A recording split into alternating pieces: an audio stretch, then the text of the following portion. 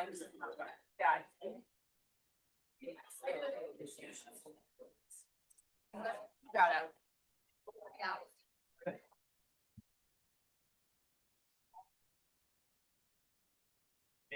Yeah. Ready? Yeah, you should be good. Hello? I think this is good. Okay. Good morning. Good morning, everyone. How nice to see all of you. You must be early risers and morning people because you're looking smiley and fresh and ready to go. Thank you so much for being here. I am Laureen Kamalu, and I am one of the 3 elected county commissioners. I am very fortunate because when I came into office in January of 2019, the very first Davis Community Resilience Symposium had already been imagined and it had been planned. And we all showed up at the first venue. It was full. This place wasn't built yet. We were actually a little bit outside of Davis County at our first venue. Remember that? And it was full. It was overflowing, and it had been really well planned. And we had incredible presenters from that very first year. And the attendees and the people joining online have been, big groups every single year. And it is a testament to how much the topic of resilience is so needed. And so, it's a privilege that I have been able to be a tiny part of it. And every single year we have incredible presenters. We're told, and some of you are nodding your heads, we're told that some of you who go to conferences on the topic in other places say, this is the best one. We're really happy about that. Oh, Deandra, you're here. Oh my gosh, I was hoping you knew and would be here. Deandra was one of our presenters last year. So anyway, it is a privilege to be gathered. And I really only have one thing to say, and then we'll have a tiny bit of housekeeping, and then we'll get going. We're going to pack it in. So I feel like every single one of us who is attending, in person or online, is a leader in this space and must be a leader in this space because it is so needed. And unfortunately, not all leaders are leading the way in this space. We here believe in kindness, we believe in civility, and we believe in respect. And that's a big deal. And so every single one of us needs to have those things for ourselves, and we need to have those things for everyone we come in contact with. Everyone we come in contact with. And our reach should be as big as it can possibly be. And so thank you so much for valuing this for yourself and for everyone that you can possibly influence around you. Now, the symposium was developed very intentionally to give us tools and to uplift us. And there is actually in your packets that you got when you came in, an evaluation form. And just in case you think that's a formality that doesn't make a difference, well, you're wrong.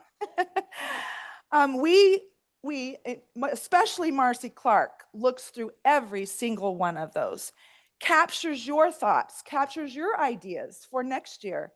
And so please just be aware of that here at the beginning, to note where that is and to fill that out before you leave today, because you will make a difference with submitting that and giving us feedback and ideas for next year.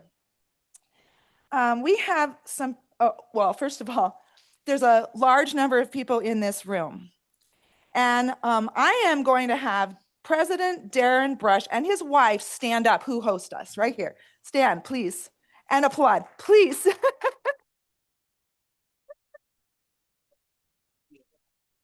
And we will recognize them next. Yeah, he will never take credit for himself, and he is a great leader, and because he brings people in and he empowers his people. That's a great leader. So Josh Nash, please applaud. He's with us for technical assistance. and Kelsey Roybal right here. And Marcy and I are pretty darn good, but we're not as techy as they are. So we are so thankful for their help. We have some sponsors. Here they are. This event is free only because President Brush lets us use this space for free, and because we have others right here who donate actual money or big part of the work to put the symposium on. Intermountain Common Spirit, Davis Behavioral Health, the Davis County Health Department, where we have staff who works on this year round, and then of course Davis Tech, where we are. So we're so thankful to them. And then there is a planning team, and gosh, people are always so shy to stand.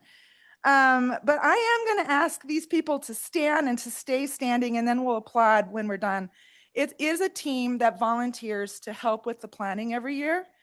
And so if you're here, and I think probably most are, please stand. Brandon Hatch, Brett Lund, some are still outside greeting and helping folks. Cassie Decker, Chad Hunt is standing right there. Debbie Comstock, most all these people are still outside helping. Dina Eckhart, Jen Stanger, Julie Pinchak, Mara Hammer, she picked up our first presenter this morning, and Marcy Clark, who this wouldn't happen at all without Marcy Clark from the health department.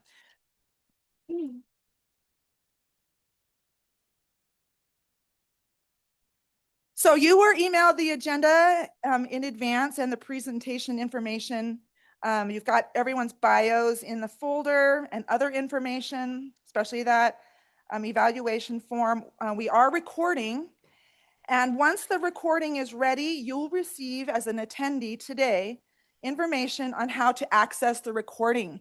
We're always amazed at hundreds of views beyond the day. So the reach is big, and that is intentional. Feel free to share it far and wide. So a few pictures will be taken. And please check your email if you are also wanting to receive the continuing education credits. There are bathrooms and a water fountain at the end of the hall on this level, and then there's another set downstairs. So, and for years, you weren't allowed to take a break and go to the bathroom, but we figured that was traumatic. And so now we give you a small break, but be as quick as you can, because we are going to start with each presenter on time so that we make sure we get it all in today.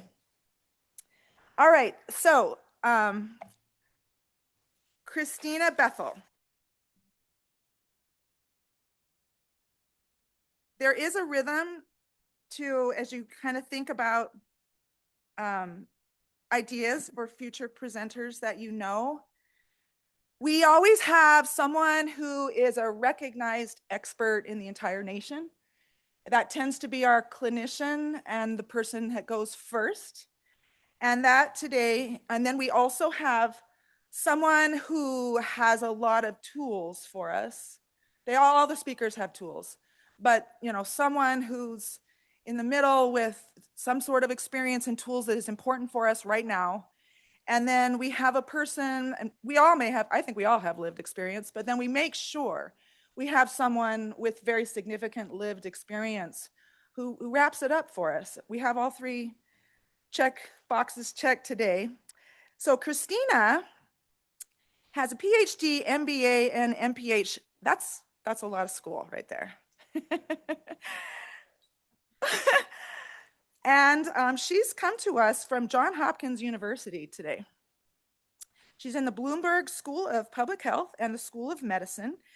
She's a Nova Institute scholar where she advances a new integrated, oh, am I supposed to do this too? Sorry, I'm behind on this. There we go. So the new integrated science of thriving to promote the early and lifelong health of children, youth, families, and communities. I'm not going to read the whole thing, but she's very into the science of human development and flourishing. And it is a science. How cool is that? She has led communities with healing methods needed to build the resilience and the flourishing, even amid adversity such as we have today. So she's the founding director of the Child and Adolescent Health Measurement Initiative. And fun to know, with all the other things, she dances, writes poetry, and believes that authentic connection with ourselves, others, and life is the source of our creativity and joy. Will you please help us to welcome Christina?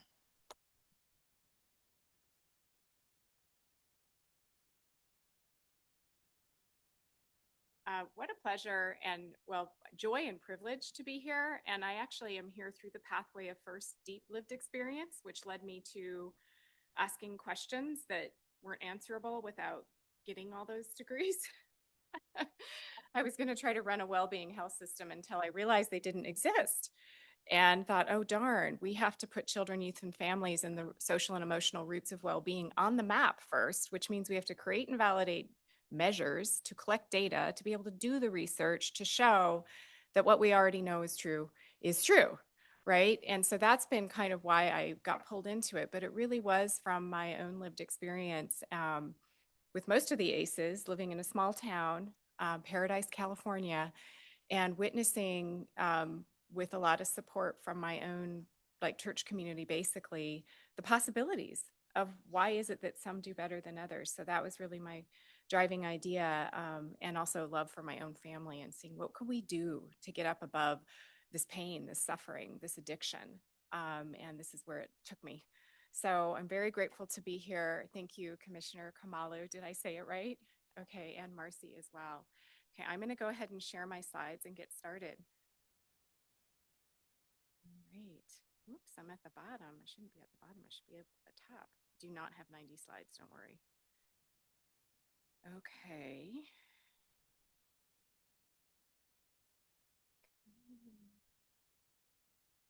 Current slide. And do I need to show my video and all that, or are you guys good? Are we good? Good on your end? Okay, great.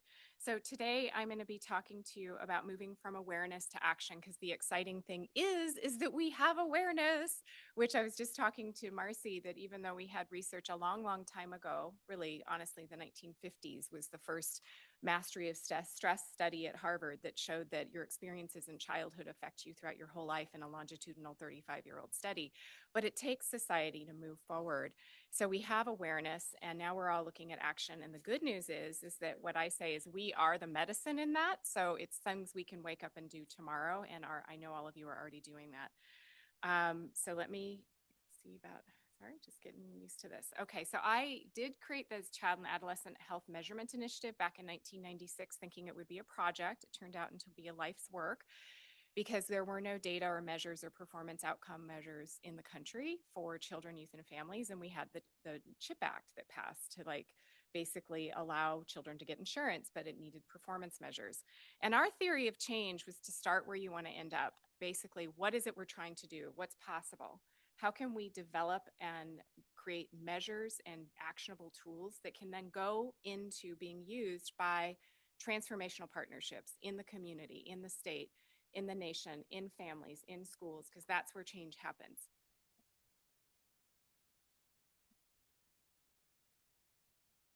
Oh, okay. Actually, I'm not sharing my audio, so that's probably why. You do? Okay.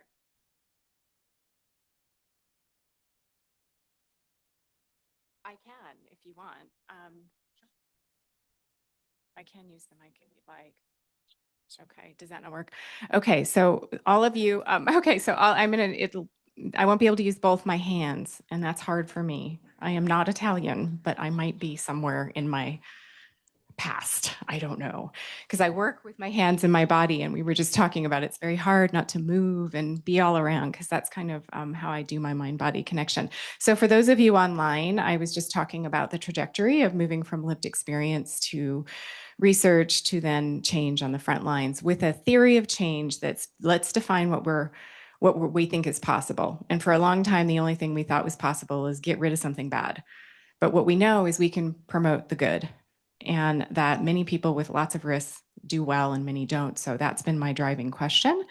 And then once you do that, you have to discern and develop, what do you know, actionable data and tools, because that's what's going to actually lead to research to show what's possible is possible, even with an evidence base of tests of implementation and things all around resilience that have existed for decades, really since the 50s, like I said, that then can innovate and act. So it's goals, data, and tools into transformational partnerships. So my work has also been never collect data, never do anything that doesn't get disseminated.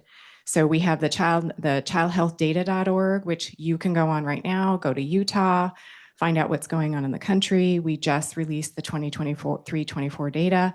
We have ACEs, flourishing, resilience, medical home, access to insurance, school engagement, bullying, mental health, all the conditions that you can look at in a live interactive data query that is available to you, plus already cleaned and coded data sets that allow people on the ground, high school students, come in and do their own analysis without having to get a PhD. So my goal would be that no one has to actually go get a PhD, because that was kind of hard. So basically, empowering transformational partnerships means cutting out the middleman and going direct so you have access. So that's been a lot of what my life's work's been, to really scale family and community voices and engagement for the change we need. Okay, that was a longer introduction, but you kind of set me up and I wanted to build on your year last year. And I am going to be building on Dr. Perry's talk. How many of you were here last year? Okay, most of you. And so he left you with connection is the key, kind of circling around the science so you could get that. And then I'm coming and go, well, what is that? What's connection? Is it me and you just sitting here, or is it something else? And so I think with this year, I can tell we're going to be talking about what is that? We know we're built for it. We know we suffer without it. But what is it? It's not being in the same room together. It's being in the same room together. And being is different than being. And it's an inside out vulnerable act. So we have a lot of science from epigenetics, attachment, resilience research, of course, all the neuroscience of brain development to show that it's that embodied experience of being seen, heard, and connected to in a moment by moment way that is actually what we're talking about with connection with ourselves, with each other, and I would say with life, because nature and life is magical if we're in a flowed connection. And many of us are not, because we didn't really grow up in a culture that fostered that, right? And we see the effects. We see how America is at the end of the road in the 41 countries on child well-being for decade after decade, despite our resources, despite our aspirations. And part of it is missing this piece that we're all really working on, what I call we are the medicine, we are the powerhouses. Literally everyone's a leader every moment in every encounter, especially if we can create no broken link where we work together across. So that's the magic that we can talk about. And I don't have any financial relationships to disclose, but I will disclose that I do believe well-being is upon us because it's within and between us at a science level and in a practical way. Our best science does say that we are the medicine, meaning we are the force for our own well-being and healing. And therefore, I am very optimistic. I've been working for decades on this, and finally we got some National Academy of Science committees integrating the science that we're talking about in an explicit way where it's really launching lifelong health, focusing on children, defining health care in a broad way to include schools, community, families, through any door, churches, all of it. And so the definition of healthcare system for this launching lifelong health report is all the systems working together. And there's a lot of issues around how do we make that happen. One of them is data interoperability, right? Sharing information so that it doesn't take up all our time to collect information that we don't have time to do anything with. Down to that level, financing, incentives. How do we break the logjam of having had performance measures? That was my first big thing. If we get performance measures on school readiness or flourishing or developmental screening even, or something, adolescent mental health screening, certainly that will change the system. And we did a lot and got those measures, but it hasn't changed the system because the system is also a relational process that needs to work together. And so that's really a lot of what I talk about is how do we create those relational systems of care on the ground so that we can actually see the change that we need. And there's a lot to draw on for those of you who are interested in reading long things, or you can read the summary on what are the strategies to look at a holistic system approach to doing that. And I had the honor of being a part of that, and a lot of what I'm talking about today is in some way also in there. So usually I like to open with a poem. Poems write me, I don't write them. And I usually start with this one, which really just tries to break the punchline that vulnerability is required if we're going to actually have resilience, because it requires connection. And connection only happens when there's an open system. You can't have a closed system in yourself that already knows what's true and is just exchanging transactionally. It has to be open, to be willingness to be seen, heard, felt, moved, changed is a vulnerable act. We are vulnerable. The question is, what do we do with our vulnerability, right? Do we pretend it's not there? Well, it's still there, and that hurts our bodies. We have lots of data. Emotional disconnection from ourselves leads to heart disease. There's a lot in there, right? And the emotional neglect piece for families that may have all the assets but don't do that inside out connection, those children still have many, many times higher rates of mental health issues and addiction. So vulnerability is the key. I don't know why my battery's running low. Is this not, that's gonna be an issue, so we better make sure I'm plugged in. Maybe you can help with that. But instead, I decided to read you a stanza of another poem that I have never read, and that is also a little bit more of a vulnerable one. And I created this AI image myself. It's called Slam Dunked into Faith. And it says a lot about what I mean by the positivity paradox, which is that split in the soul when you finally let go and something in you died. Could it have been a portal, a divine wormhole, a beeline release of the lies? As the lies fall away with the meanings you made, the conclusions you drew about life and about you, incapable of further disguise, what's natural begins to arise. What's natural is this: there is an inherent bliss in meeting what is yours to feel. Slam dunked into faith, you show your true face and are met with a love surreal.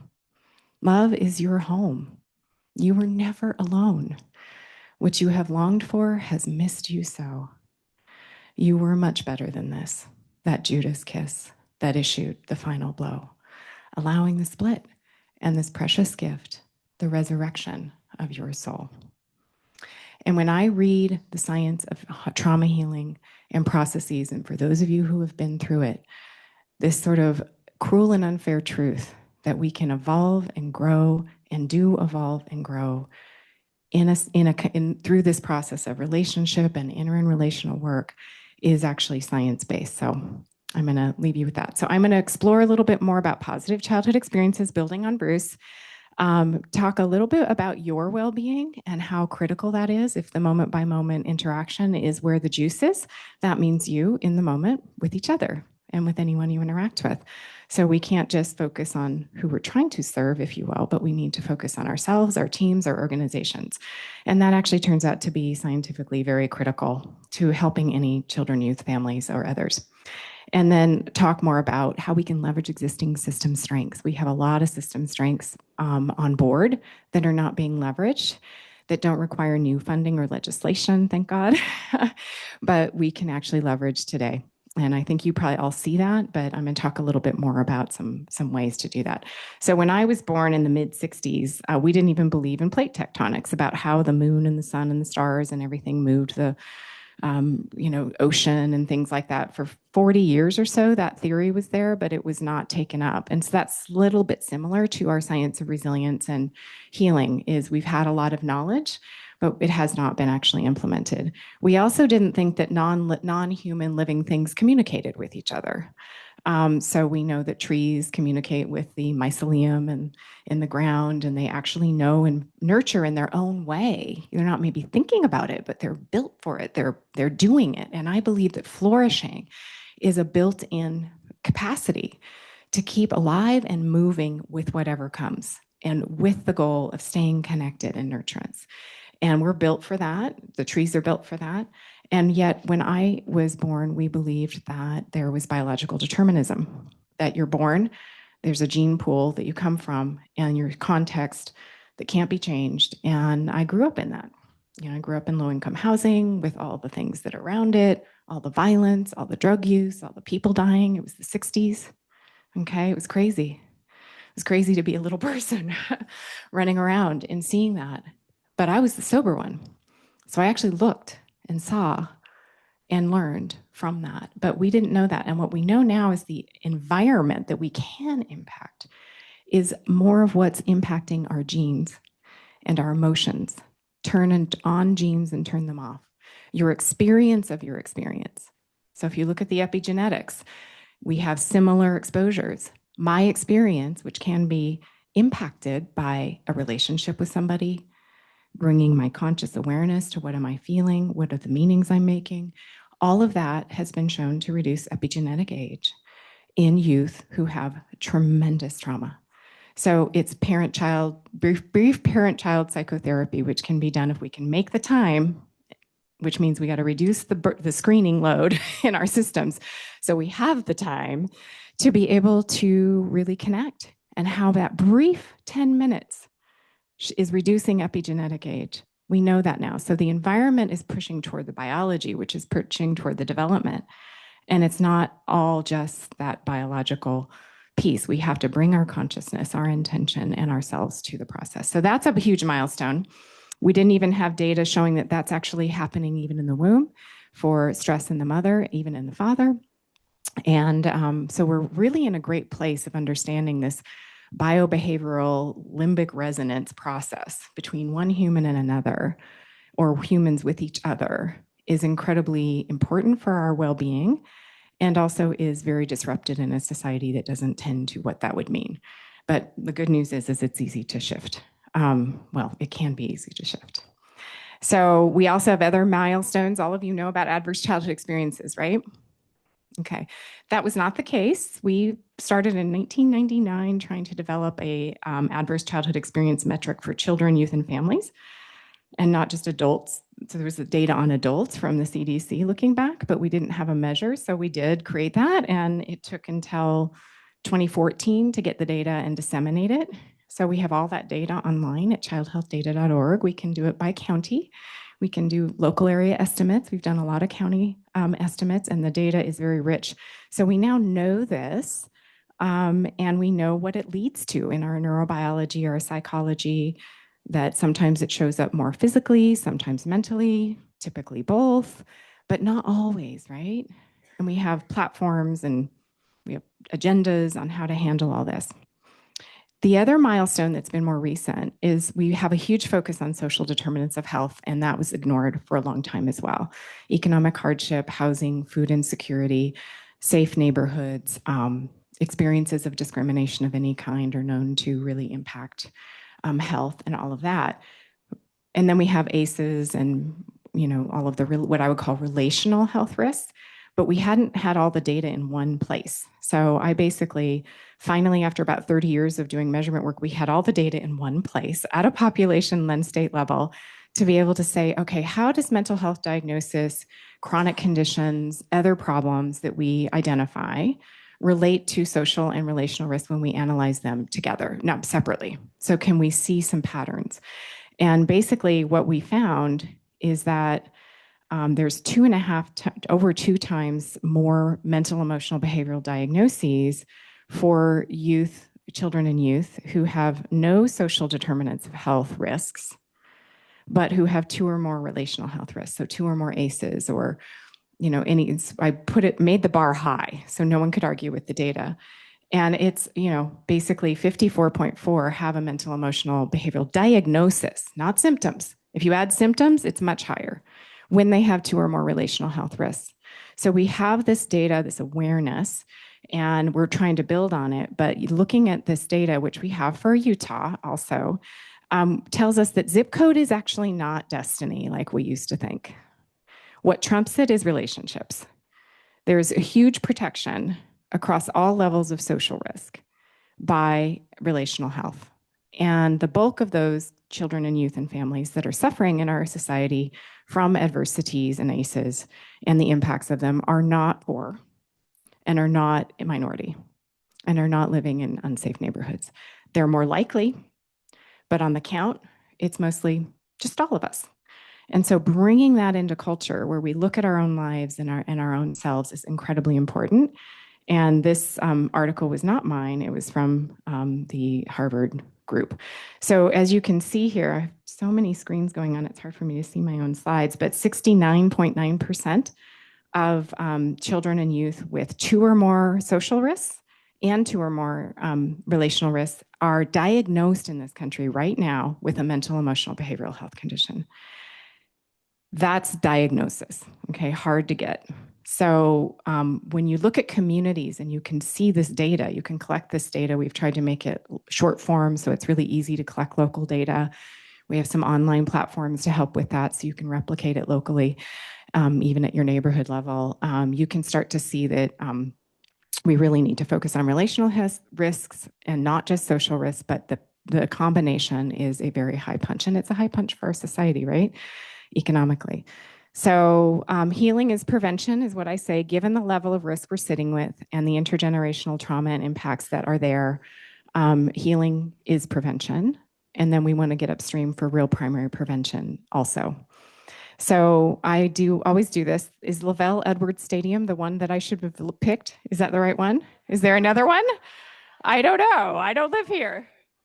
Okay, I'm sorry if I got the wrong one, but basically, when I look at the whole child risk index that I just showed you, it's 9 stadiums filled with Utah's children with those complex risks, meaning 2 or more chronic conditions, a mental, emotional, behavioral diagnosis, a functional limitation, not just a difficulty, limited in capacity to function in daily activities of living.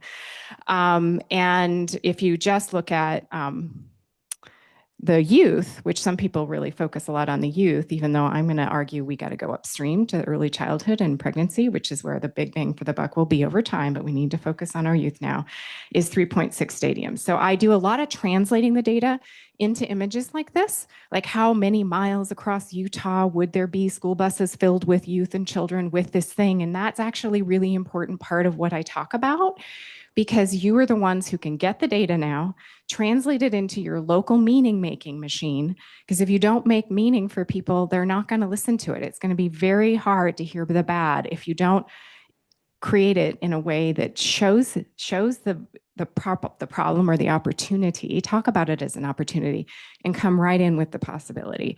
So I'm just showing you this also as a way where you can use that data, that national and state level data for Utah, and even locally to create the images you want. So the bottom line is we did another study just focused on mental health, not all the chronic conditions that, again, children with no social risks have almost 3 times more likely a mental, emotional, relational risk. But here's the thing, is most likely is not most.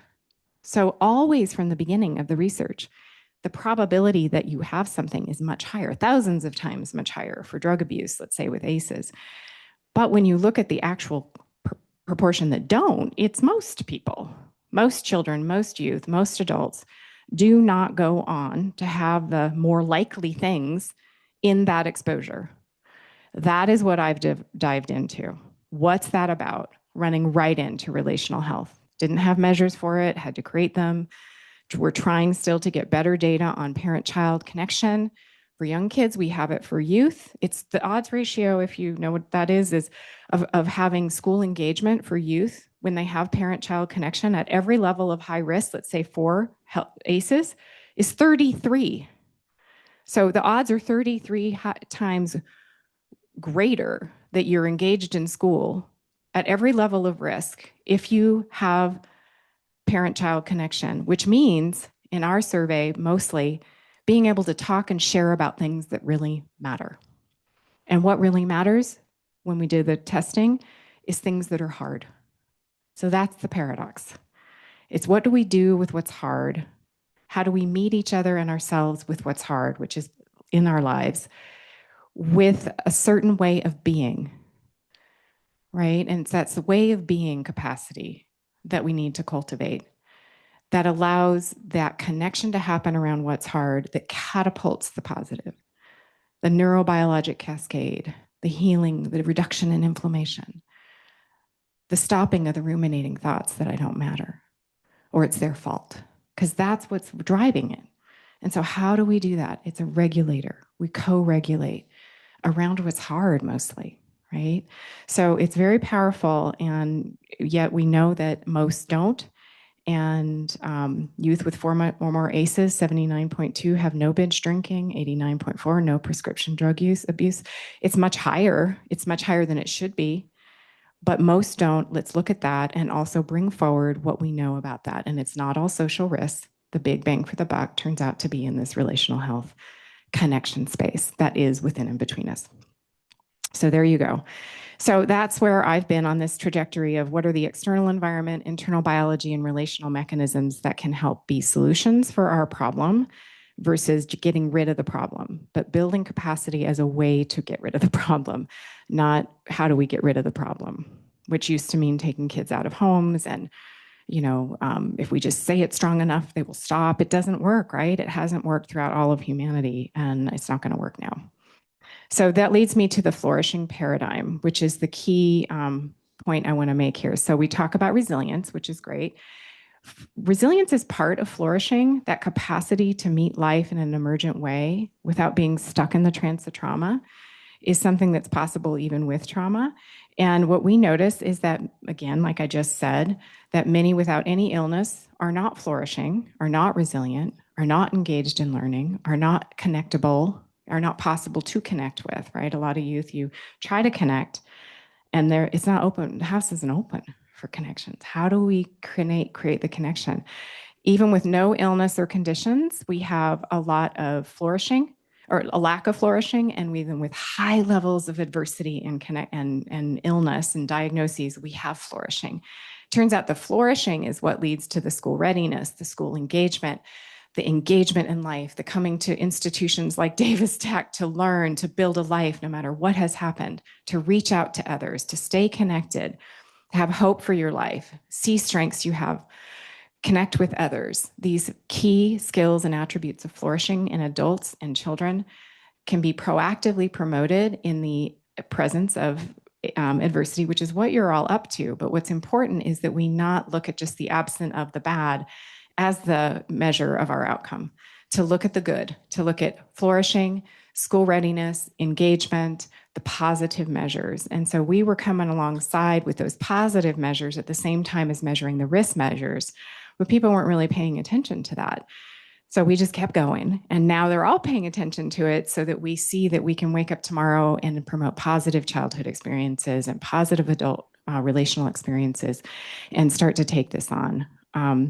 So for adults, I want you to think about yourself here for a minute. So in the adult studies of flourishing, it's a much more well-defined concept for adults and measured, and there's decades of research on it. Look at how death increased by as much as 60, I can't see my slides here. Let me move them around. 62% over a 10-year period for adults with same levels of risk, illness, diagnoses in this follow-up study when they did not have also these flourishing qualities. So how many people look at this list of having a sense of meaning and purpose, proactively wanting to engage in life, having and seeking positive relationships? I always say seeking because not everyone is as lucky as anyone else to have, as others, to have them built into their family. But the seeking of it, the valuing of it is actually still a positive. I didn't have that actually because there was a lot going on. So, but I work on it. I keep trying. Has the impact been there? Yes, but I value it. And that's actually what's going to bring up the flourishing. Orienting to seek the positive, having a capacity to look at what's happening, see what am I learning, where are the opportunities, what can I grow from, not as a way to do toxic positivity and get rid of the bad. It's as a way to fortify enough so that it's safe to turn toward the trauma with a sense of resourcing, being resourced. So like Bruce Perry, it's like first you relate to create safety, then you regulate, and then you can restore. And so this part of relating, connecting, orienting toward possibility and connection with others, then we can turn toward the trauma and get a grip on it because the possibilities for healing are so vast if we can create that flourishing engagement process. So you don't wait to flourish. You don't wait to get rid of the bad to flourish. You build flourishing as a way to deal with that, right? So anyone working in the healing space knows this. A sense of contribution is another piece. It doesn't have to be that you're saving the world or whatever you think you're supposed to be doing. It's valuing yourself, really seeing that you do matter. You don't get the option. Every moment matters. You are impacting other people every moment. My body and my way of being is regulating you or not regulating you.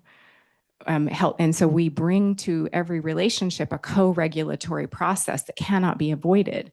The question is, are we conscious of it and leveraging it and being aware that we impact each other every moment? So everyone matters just for that reason, whether you're in the grocery store, the taxi, everything. I've done lots of work with different professionals in the field who say, you know, I was suicidal, and the flourishing rates are quite low for many professionals who are interfacing with youth and families and people who need to heal.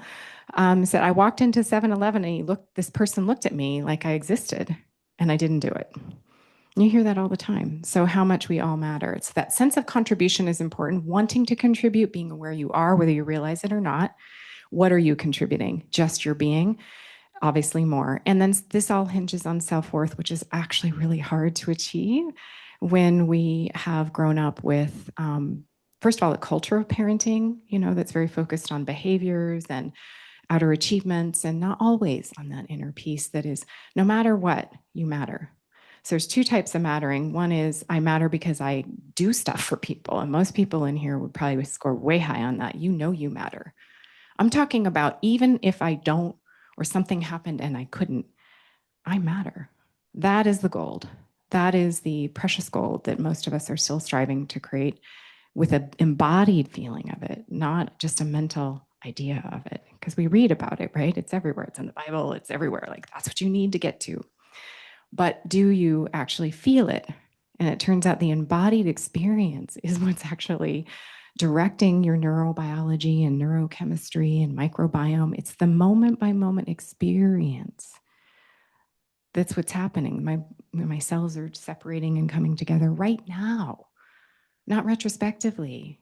If I look at my stressful day and I didn't catch it in the moment it was happening, I didn't catch the happy thing, I didn't catch the stressful thing, I didn't regulate in the moment, it becomes a good awareness exercise. But the hit biologically happened in the moment that it happened. And so how do we become present so that it's not like an exercise, but it becomes a natural way of being? So it doesn't mean you're having to take a lot of time to feel like you're present. It becomes a way of being, back to the way of being opportunity. So I usually do a poll right around here, but I'm not going to because I want to keep going. But usually about 1/3 at the most are in the all six or in the all six 5 to 6 group, and about 25% in the 0 to 1.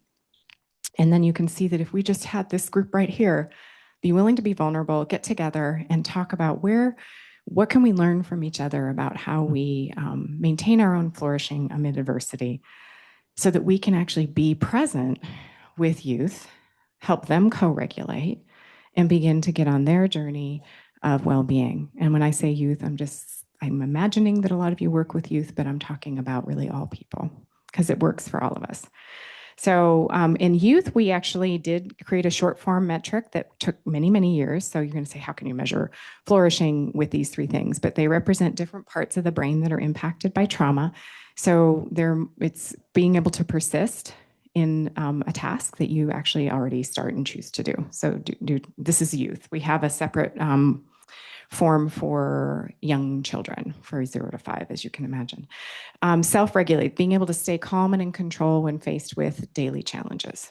Okay, being able to have pain, have emotions, but not completely shut down and move away or act out, and both of those achieve disconnection. So, when you don't have this self-regulation, you go away, either by pushing away or by moving in. Self-regulation is feeling while the thing is happening with tools and reaching out and being open and curious, being interested and curious in learning, these are things you can observe. So this is a caregiver report. And even on a caregiver report, which is always oriented toward the positive, we see pretty low rates of youth having each of these. And I'm just using youth, but we have the data for others, where only about 15.5% in the nation are meeting all three of those flourishing criteria at a consistently high level. This is Utah's rate, which is very similar. About 9.7 have all three, and about 75% 0 to 1 at a high level. This is not unusual. The state variation is wide, but it's not that wide. It's pretty consistent. And when you look at the single items, you can see that self-regulation of emotions and behavior, which would fall really concrete into the resilience skills, is about 19%. And I separate it from usually for a reason. So when you use measures, you got to be careful how you score them and report them because you can fool yourself. So when a parent says usually, and I interview them, they mean sometimes, I think mostly. And when you say sometimes, it's not that often. And when you say never, it's just off the charts. Almost no one says that. So we combine sometimes never. So it's really not what you think it is. Always means I can count on it consistently. And so here's what I can show you. This is the school engagement rates for youth based on how their responses to these three questions were. So works to finish tasks, huge. You can see 30%. This is all sort of population-based weighted data versus 77% are engaged in school based on that piece of the flourishing metric. It's calm and in control, 72 versus 40% engaged in school, and the orange is the usually response. And then the last is showing interest and curiosity and learning new things. So really the biggest thing is being able to be interested in life, want to do tasks, and be able to stay in there, not collapse when it gets too hard or, that kind of thing, being able to regulate in the real. So how many people find this interesting? Okay, so you have this data for Utah. I did run Utah data, a lot of it for this talk, but I'm already probably running over time. So I'm trying to leave you with some things you can look at later so I can move on. But I do want to make sure you know that this also works for young kids, 0 to 5. So we do know that it is a trajectory, that the first 2 months of life, as Bruce Perry probably last year told you, is a critical point. We can find that in maternity care. We can find it in the hospital at birth. We can find it in the first 2 months. We have tools to engage families. You can find out a lot of what you need to know, and it will make a difference. So when you look at flourishing or self-regulation for young kids, Utah is ranked 20. And this is what it looks like. And when we look at school readiness, we now have a very, very robust school readiness measure in the nation that is also available in our data.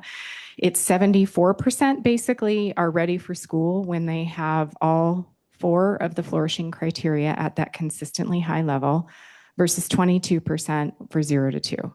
So it's a direct shot to school readiness and school engagement after adjusting for everything else. And you can stratify it. It is a powerhouse, and it depends on relational health. So flourishing is actually a product of relational health. But you need the flourishing. You can't count on it in order to then set your trajectory onto flourishing amid adversity, which leads to the school readiness, school engagement, which changes the whole life trajectory, as you know. So that link has a return on investment for society and your community right away. So this data is available.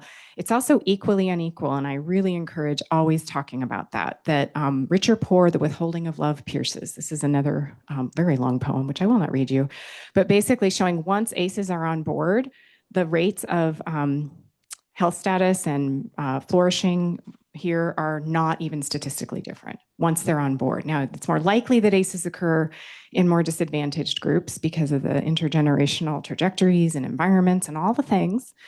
But once it's on board, it's the same between over 400% of poverty income and under.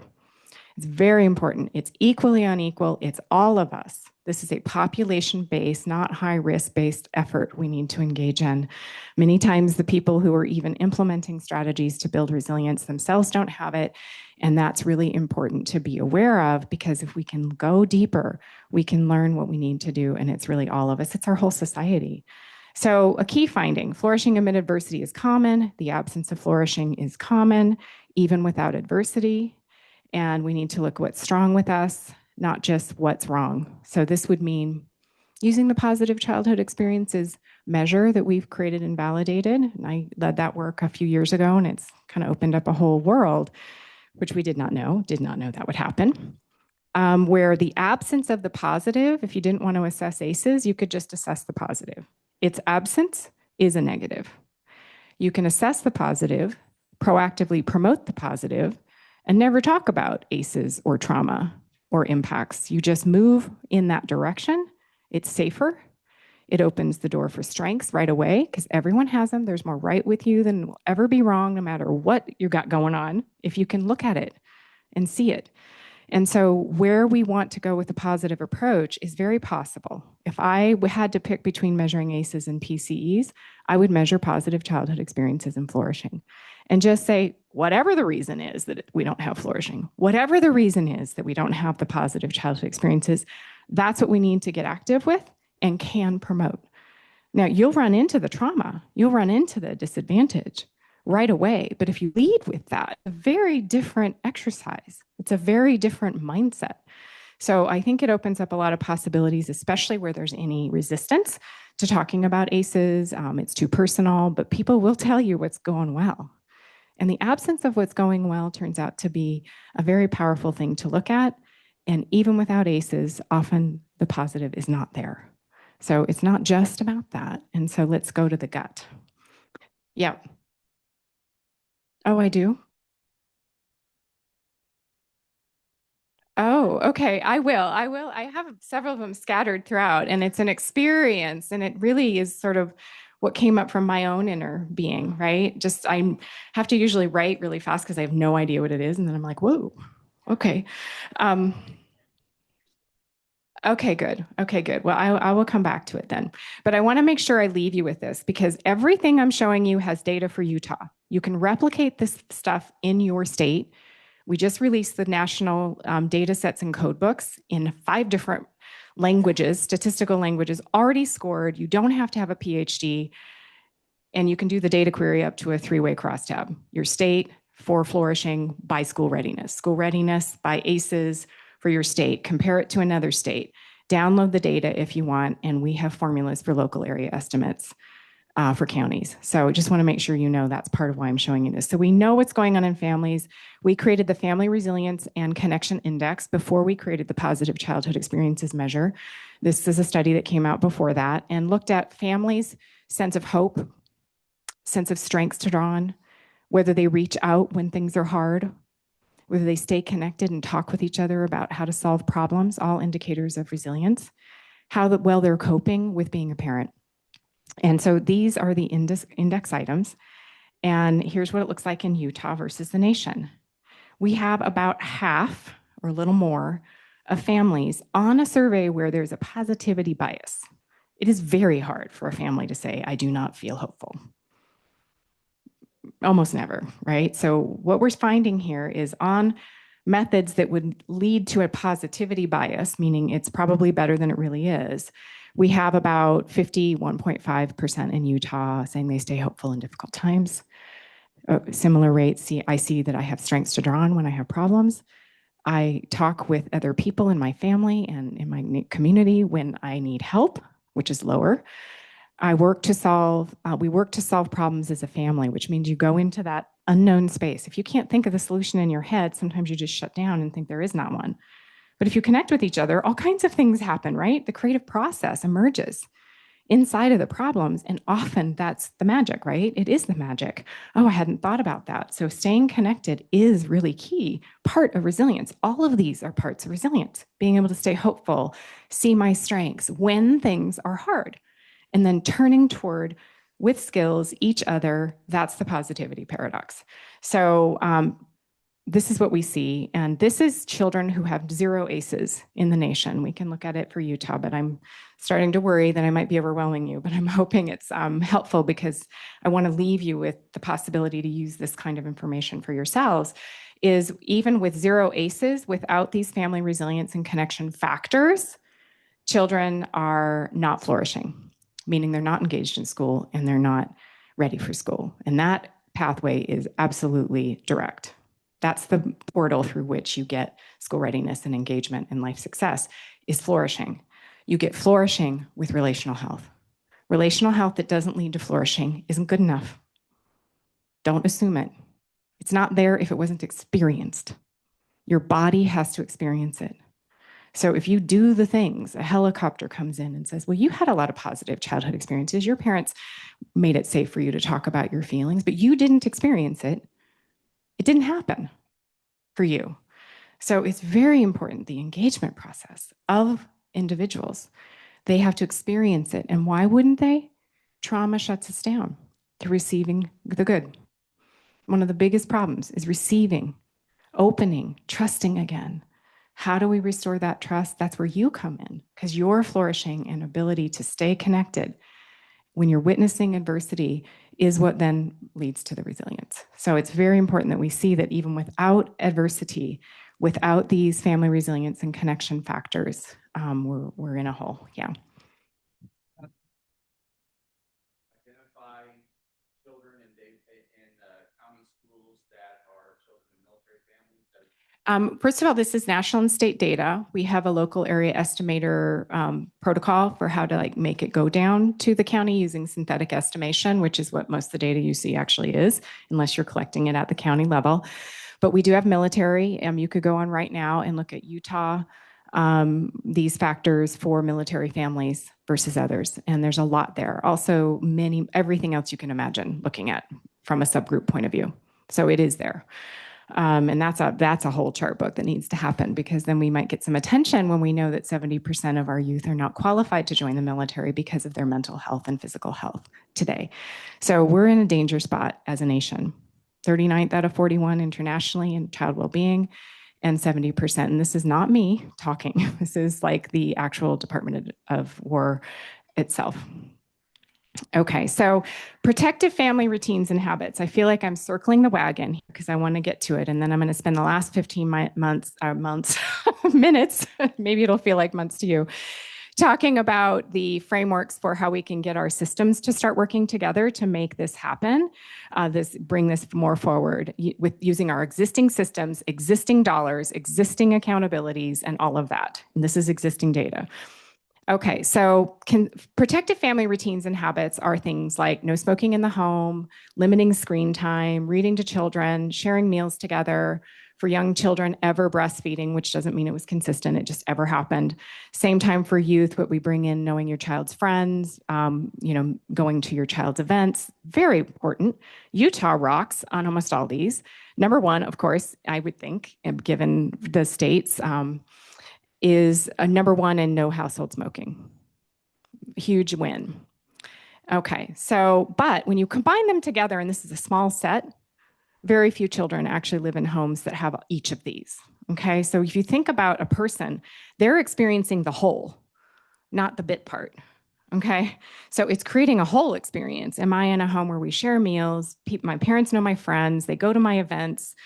I have bedtime routines. There's many other things that we measure, but just these 5, it's about 35% in Utah for 6 to 17 and about 26% for 0 to 5. So it's important, but we have a lot of work to do there too. If you think about that, those are pretty basic things. Why? There's lots of factors. I think resilience and stress has a lot to do with it, actually. So protective family routines and habits are important, but they're not enough. Where's my water? I'm going to have a little water. Children who experience all of those, so I did a little analysis for you, that children who experience all those protective family routines and habits, but who still only have 0 to 1 of those family resilience and connection factors, have 218% lower odds of flourishing. So even with all of the protective family routines and habits, without the family resilience and parent-child connection factors, it is not leading to what we need. Is that actually already open? Thank you. You would take that one. Thanks. I just want to have a sip. Thanks for hanging in there with me. So how many people find that interesting? Okay. And this data is available to you. We can do a lot with this. We could really have some fun with this. I'm getting the 2025 data in a couple of months. But right now, 2023-24 is not bad. All this data is there at the same time, at the child level, at the state level, and you can start to see what's happening and use any of these measures, which are created as short form, feasible to use locally and in clinics for you to use for free. All these measures are non-proprietary. The scoring, the reporting, make that available. So I'm trying to circle the wagon to demonstrate at a population level the fundamental need for promoting nurturing connection and unpacking what it means. And it does mean your well-being, presence in the moment, being there. That's where connection happens. And that's a big ask, but we're built for it. And when we don't have it with ourselves or each other, or frankly, I think nature too, we don't feel that good. And the studies are very clear about that.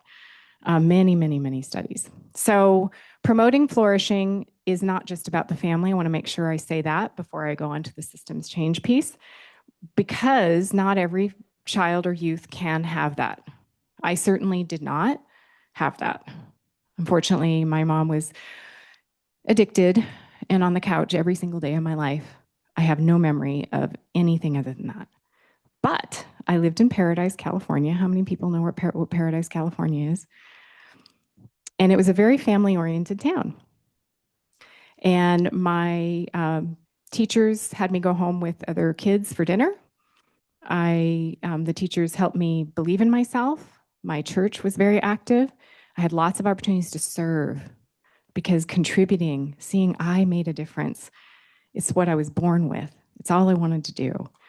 And it didn't matter. And so being able to see how the community and the school and the teachers and the people around a child's life through any door, the grocery store clerk always noticed that we didn't get healthy food on the few occasions that we actually went into the store. So he would come, he'd say, when are you coming in? We would go like once a month.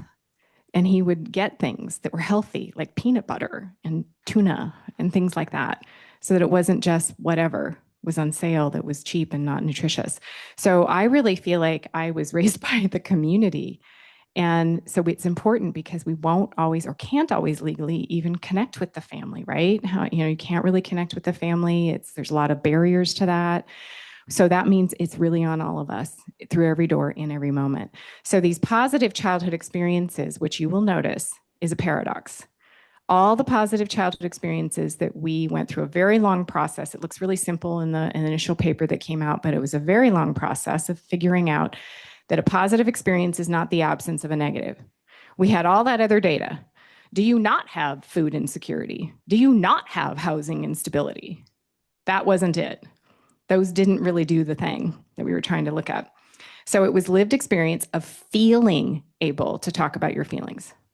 Maybe you think you could have, or somebody else on looking on the outside, but did you experience it looking back on your life as an adult? That's how powerful it is, because your lived experience and memory of your own childhood is what's been knocking around in your nervous system, your neurobiology, and in your biology all this time. Maybe it was different. Maybe we could all look back and have a different story. It doesn't matter. It's what did you take in and what did you do with it from your identity, and that's running your so many health behaviors and things like that. So we all have a chance. This is adults looking back, just like on ACEs. And the things are feeling your family stood by you, enjoying participating in community traditions. Not that they were there, but you enjoyed it. You have to have that sense of delight and peace and safety to have a positive experience. Safety first. Delight is important. Fun. Enjoyment. I matter. That's important. These are the positive experiences. Feeling a sense of belonging in high school. Very clearly not about getting straight A's, not being the most popular, just feeling like you belong. When you walk in, you feel seen and heard. And that's good enough. We're very exquisitely sensitive to the positive. I know we talk about how sensitive we are to the trauma, but we're exquisitely sensitive to the positive. Give hope a little drop, and it goes throughout the whole body, just like a drop of ink in a bucket of water. It affects everything, so miss no chance. We did another study recently on being heard.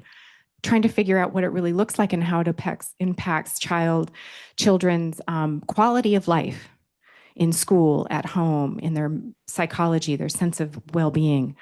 And what we heard was that when both families and teachers, children have, this is Child Report, have a sense of being heard, which means two things. They proactively asked me, and I felt that they considered what I said. So if you ask but don't consider, which can mean, I hear what you're saying, but we're not going to do that. That's still considering. I hear what you said. Do you mean this? That's not going to work. Let me tell you why. That's still considering. But you can't just wait for kids to tell you stuff. Even though I know they'll say, why are you asking me that? It matters to ask, to stay curious, to stay interested, even for those who are pushing us away, which is most kids by the time they get to be even 8 years old. They don't want it, but they notice that you're asking and you're considering. And even a non-response is something to respond to. I'm responding to your lack of response. You back it up to the Big Bang. You can always ask and consider a child and a youth, even if they don't say anything to you. So I think it's important to see that teachers mattered. If it was only teachers, it had a huge impact. Not as much as if it was both, but it still was a much higher rate of quality of life. Okay, so we have a lot more going on. Your being is their well-being. We talked about this a little bit earlier. I'm going to leave you with some more slides with resources on it, but I'm just going to go through it really quickly. But we do have data to show that when a youth or anybody walks into a clinic or a school or anywhere and sees that the team itself is not kind to each other, that they don't trust you. And so the lack of dropout on, say you refer a mom to home visiting, or you refer a youth to a clinic and they go a couple times and then they drop out. Dropout rates are really high. It's one of the reasons the government is not so excited about funding further things that are not being used. And that is the truth. Only 1 in 3 families who are eligible for WIC or Head Start actually use it. 85% drop out of nurse family partnerships. They don't finish it. Why? That's the engagement between the person working with the family and the family. That's the power of that. It's the relational safety, trust, and delight that you can bring to your youth and families in the services you provide that will allow them to stay in instead of them dropping out, not showing up. And that happens a lot. And it really mucks us up because it's threatening our programs. It's threatening the funding of our programs. And also that means that you then in turn have that sense of connection in your team. So first responders studies, all kinds of studies show the level of burnout is so high. How does it get lower? When we create a sense of belonging and positive experiences analogous to what I talked about, but in your team. So talking about what's hard with care and connection, even if you can't fix it, is powerful. There are hundreds of strategies for doing this. This one paper shows hundreds of even studied strategies for keeping teams together so we can create coherence and connection in our teams so that they can continue to move forward in the way needed to help our community. So I want to make sure you really see this. And to turn on the resilience switch, for me to even be open to listening, to be changed, I have to feel that safety, trust, and I'm going to keep saying delight, but it means we go from fixing to connecting. We don't come in with like a clipboard people. When I was a kid, they would come in and I called them the clipboard people, and they would just collect data and walk around and then leave. And who knows what was happening? My mom was passed out on the couch. They didn't even talk to her because I guess they were there for me because I was supposedly in some system. So we have to stop this. First of all, it's wasting a lot of money. Nothing's happening with the data. It's for the system, not for the people. And we have a lot of solutions for that. We also have something called the Health Promoting Paradigms Toolkit that is more of a, for you, the skills, the micro skills, the beliefs, the facilitators of connection for professionals, and how important it is to do trainings on that. And this is just one other resource we created with the high intensity drug trafficking area, White House Office of Drug Use Prevention. Believe it or not, they got interested in this. So this is for frontline professionals looking at reducing substance abuse and suicide for youth. So these are resources for you, because we're often faced with this. You ask people how they are, they say they're fine, they're not open for business. And how many people know that, and how do we navigate that is key when the solutions are what I call time in practices, time with practices, and time for practices that are very well studied as being connected to the neurobiology of toxic stress that leads to the problems: mental, emotional, relational, physical. So this is a whole nother talk, but how we have something called the cell danger response down at our mitochondria. And when we're experiencing toxic stress, it shuts down the healing cycle of our own body. So sleep is not restorative. Things are not restored. There is a natural healing cycle that gets blocked. Just like the natural stress reduction. How many people have ever heard when zebras don't get ulcers? Why zebras don't get ulcers? Because they have stress, they respond, they discharge it, and they move on.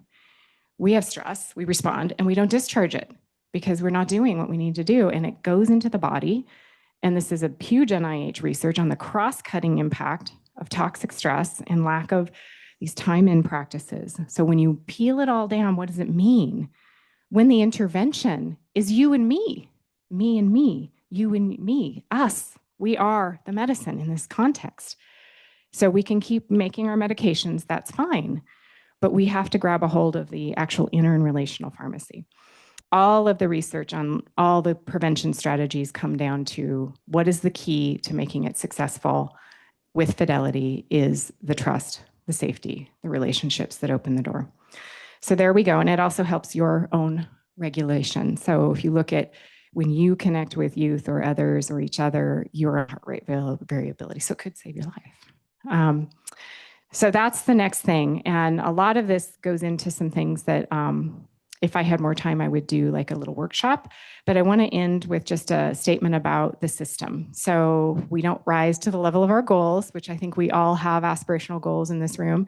We fall to the level of our systems, and we must not be intimidated by systems change, because that is what we're all up to. We can do a lot in the midst of not changing the system. But ultimately, we have a disease model system, a system that looks at what's bad and tries to make it go away like a whack-a-mole, and it doesn't work. And so this is a different approach. And the only way to scale all this is to connect with each other across systems that often compete or think they compete. They often don't compete, have the same goals, the same screeners they're supposed to do. They do them separately. And in the end, it doesn't actually impact the outcome we want. So how do we create effective collaborations, which are going on all over? But when I was on that NASM study for launching lifelong health, we had very little to cite showing impact. So there's community partnerships, they come together, it's amazing, and then the leader leaves or the funding leaves, and they don't make it through the whole portal of sustainability. And that's where we have to really, really understand and invest in. We're going to invest in anything, we need to invest in sustainable community partnerships that go on over time, that transfer knowledge, that transfer leadership, that transfer trust, that transfer safety, that transfer delight.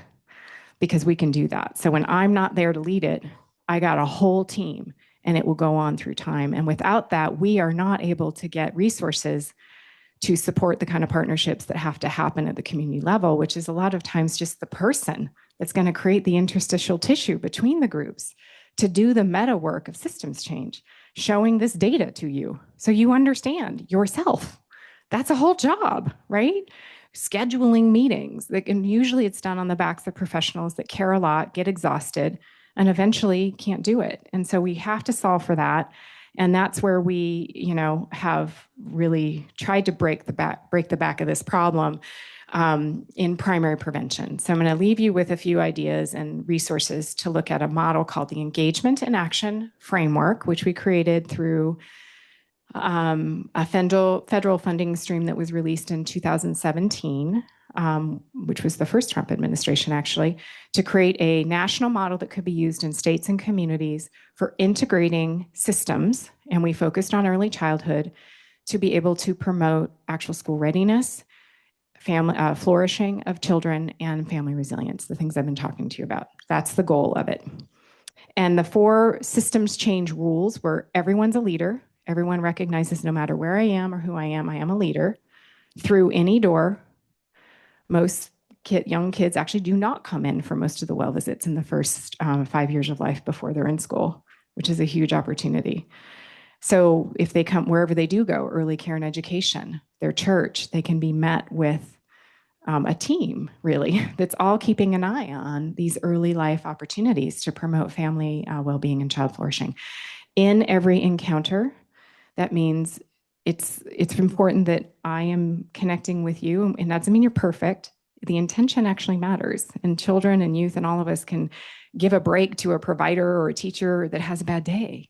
It's really about consistency and intention, understanding, and then with no broken links. So how do we connect the screenings across time so that we're not all repeating them with no outcome? So am I speaking to something concrete that you experience? So here are all the systems just for early childhood. We, first of all, are leaving out completely pediatric primary care, which is where kids go in the first 5 years of life before they're in school, dozens and dozens and dozens of times for acute care or prevention. They're not all getting in. We have all these other systems that have the exact same performance outcomes. Get well visit rates up, developmental screening, maternal depression screening, all of these things. Medical home criteria, WIC, and yet they're not working together using a shared assessment tool that can be done through an eDoor that's scored, reported, and shared. So we've solved for that to create this through an eDoor process where wherever families are going or youth are going, you can do the analogy, they're being met with people who also agree on these simple rules that connection matters, safety and trust matter. I am a person in front of a family or a youth. I have that power. And you create that consistency, even if you can't fix it, going from fixing to connecting. But it needs tools. We've got some tools called the Well Visit Planner. It's a non-proprietary tool that we created with HRSA that operationalizes the first 15 well visits. That takes 10 minutes for families to complete, scores the data, gets it wherever you need to go, and you can get the population data to find out what's going on in your family. So that's key. There's others for youth. So we're trying to innovate in this space, but this is not a return on investment that attracts investors, right? There's no possibility of getting investment in the work that we need to do because we're trying to save money, not make money, right? We have less emergency room, less hospitalizations than more. So systems that might fund this kind of work don't. And the only hope is to really take it up as a society.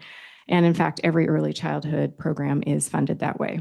But the digital health opportunity is huge and engaging families. So this is our implementation roadmap that cuts across leadership at all levels, especially local county, local city, county, connected to states, which can do a few tweaks in their policies to enable the collaboration I'm talking about, common trainings across all of the folks so that you don't have to keep paying for it at every level. There's lots of trainings on ACEs now that you can get for free.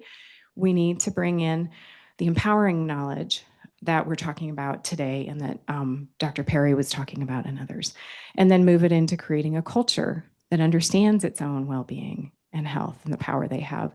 And then finally, making sure that we go down to implementation. As simple as the strategies that are evidence-based are, like brief parent-child psychotherapy, using something like the Well Visit Planner to get rid of all your barriers to screening and data collection and share it. It still takes time to stop and change and go through the process. And that is something that is almost never supported. So you get research to do a randomized controlled trial, which everything I'm showing you has had. So we know it works. And then everyone just thinks, well, it'll get used then. But that doesn't work because every health system we know, the pediatrics people want it.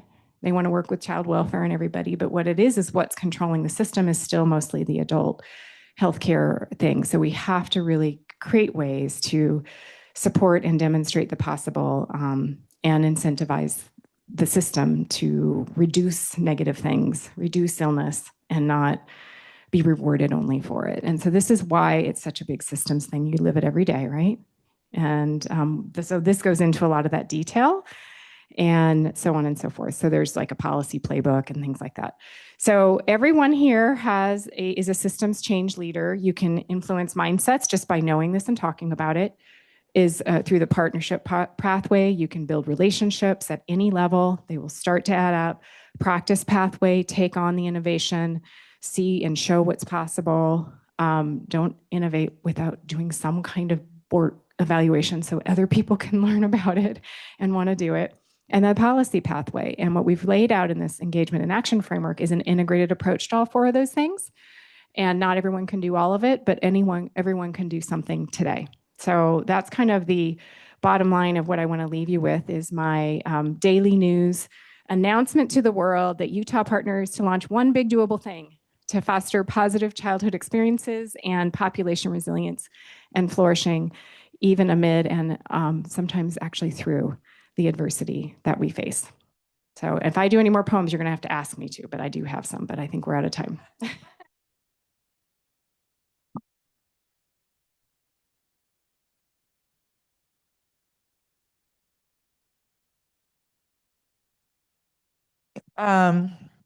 We maybe have just a few minutes, maybe less than 5 minutes, so that and then those who need can fill the water, take a bathroom break. Online, there were a couple questions. I'm going to let you answer through this while I go back and ask a question or two of you, which here is one that came up. How can parents send the message that their children matter and are heard when the child can't accept or understand the message? If you've got a little advice there. If you can speak into your mic. Oh, is it turned off? Oh, okay. Here. Yeah, okay, no, I'm not sick. Okay. Well, that's the truth for everything, right? Whether it's an adult or a child. And clearly, children are on a developmental trajectory and won't understand, but they're taking everything in. So when you think about ACEs, they don't understand. Like, I didn't know my mom drank. I thought she was just sick. I didn't know anything. I was impacted by it. And so the modeling and the container is there, and then looking for the micro moments to relate to the child. Do you see what happened there? How you were with the dog? How did you feel when that happened? I felt good. Well, why do you think you felt good? They know, because the dog likes me. Like, in the midst of everything, we have to look at the micro opportunities and acknowledge that just because somebody's not mirroring back, I get you, I'm totally with you, you just saved my life, doesn't mean it's not happening. It really does happen. And youth know that you care. In fact, the whole thing around youth not reaching out for services is self-stigmatization. They actually pretty much believe you will actually help them, and they want help. They're just afraid because they're stigmatizing and ruminating on their own self-concept, which is the catch-22 of why it's important to get in there at home. And so being consistent and not giving up and turning dark on your kids or your youth or your families just because it doesn't look like they're getting it. And then creating those micro moments, those micro tools just in daily life experiences. Yeah, I love that. That makes a lot of sense, right? And that takes being present.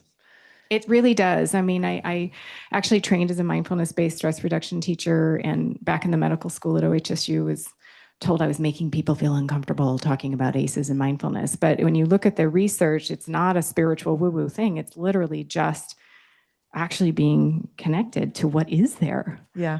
It's embodied awareness. It's right. not moving out, it's moving in. Yes. Mm-hmm. Okay, because folks need a break, the only other question which Marcy knows the answer to was, I think you're making your slides available after the fact. Yeah, I am. And also I'm happy to share more on the break or at another time. As you can see, there's a whole lot here, but hopefully I hit the high points and gave you some resources to go with. Okay, another round of applause for Christina. All right.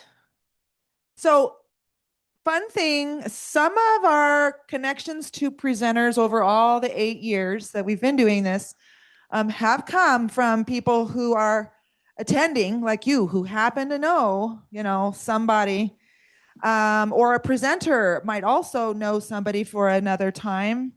I can't remember how we found Christina, Marcy. Bruce, I think it was probably from Bruce Perry, who knows Oprah Winfrey. So, now and then there's he's in the research and the training. She's more systems. Yeah. I think, there was a connection with Dr. Bruce Perry last year and Christina. Now, a cool thing is that there's 29 counties in Utah. Davis is the third largest populated, smallest in landmass. Interesting things. And I was invited to a gala in Utah County, second most populated county in Utah. And I sat at a table. I went. I know the person who invited me. I didn't know about so much about the gala and the foundation, and it happened to be Danny and Living Proof.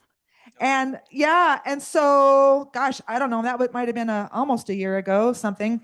So I actually saw Danny present, and it was only that he was only a tiny bit, mostly people who have been able to, as families, make progress with their family members. They were the ones sharing their experiences, and so anyway, because of that, um, I knew that his message would be very needed in Davis County, and through the nation and through the world, what he has to share. So a little bit about him. Danny Deaton is a certified family interventionist. So interesting. Like, I don't, you'll have to explain that. Founder of Your Living Proof, a groundbreaking program designed to equip families, which it's funny, we talked about, I didn't even know you were going to talk about everyone here as a leader, right? I just knew when I said it that this is something very important. Same with the families. You mentioned parents and family, and like there's similar threads that you will notice today and every year. So equipping families with the clarity, structure, and skills needed to face addiction with confidence rather than fear. And so Danny's bio is I think in your folders. Is that true? I keep saying that. I think you all have the bios, yeah, which is great. So I don't need to read it. But he is an educator. He co-hosts the Your Living Proof podcast, where he and his wife Emily offer real conversations and actionable strategies for families navigating addiction and mental health challenges. And I don't think there's a family that's untouched. This is across the community in the nation. There are some handouts that he has over on this side table, which you can grab after the fact too. And so please help us to welcome Danny Deaton. Thank you so much. And turn it on. Yeah, I think I got it on. Perfect. If I get too loud, let me know, because I speak loud. I'm going to have a real hard time sitting in place right here, but there's a camera and a few hundred people watching online. So I had a problem sitting still since I was like 2 years old. My mom can attest to. So we get older, we get a little better in some ways, I guess. It's an honor to be here. And this is a difficult topic. It's not an exciting one. We'd probably be rather learning about how to do a craft or learn more about traveling or something exciting. I want to thank Christina for her incredible wealth of information that we just got. I'm a simple guy, you'll soon realize. But what I took out of there for a simple guy is be like a zebra. Right? So hopefully some of you are paying attention, because my mind tends to wander, but at the end I'm like, I need to remember to be like a zebra, and I won't forget that. I just want to start off, maybe, let's see if I can get this thing working. Okay, we all come to this room with different backgrounds, right? Maybe our lives look a little different from each other, but I think there's one thing we can all agree upon. Whether it's a positive in our life or not, we live in a state where Utah was built on the conviction that strong families shape strong societies. And the world's been watching ever since. They still are. It's leading the way in a lot of different areas. Well, there's a lot of threats to the family, right? Whenever there's something good in life, there's always going to be an opposition working to destroy it. Now, we could all sit here and probably, if I asked maybe what the top 10 things are that are threatening families, I mean, we could probably discuss, there's a lot nowadays, especially social media, these stupid things that everyone has, especially our young children. Yes, they provide a lot of good, but there's a lot of challenges. There would probably be a lot of different ideas and facts of what threatens our family. I have been in the trenches for a very long time, programs, institutions, where I can boldly say that addiction is the single greatest threat dismantling the modern day family. There's a key in there. It's dismantling. There's a lot of threats. I mean, we all experience them, but I think we navigate them well as a family. Maybe we struggle and then we learn, and when we know better, we do better, which is what we're going to learn today in some very clear ways. But a lot of these threats we deal with well, except addiction. we're going to get into why that's something super difficult. So before I get going, I'm just going to spend, I guess I'm approaching this as though I was speaking to myself. So in order for me to take a moment and actually focus in, you guys are all giving up part of your precious day and time to listen. Just a little context as to who I am in hopes that maybe by doing so, it interests you in listening. So this is my family. This is the most recent picture we took. I did marry up, my better half. My son's leaning over, but my son's 15. He's 6'2.5", he says. So I did get a paternity test because we were trying to make sure that that was like those dots connected perfectly, and it did. But you know, we have a both beautiful and difficult life, like all of us. So this picture is fun. Now, growing up, I'm a local boy. I grew up in Draper, the Draper Sandy area. Now tell me, do I have any fans of the late 80s and 90s? Was that not the best time to live? Yes. So nothing screams louder than look at the bangs, the denim. Oh my gosh. And if it needs to get any better, here we go. Mom's bangs. She said I could share this picture. I love my mom. I share this because I did. I was one of those kids that had a good childhood. I was active in sports, school. I was thriving. Yes, I liked school more for the girls than I did learning, but I loved life. I was active, involved. My parents were amazing. Did me and my brother fight a lot? Yes, but it was just the normal things of life. I share that to draw context to what's coming next.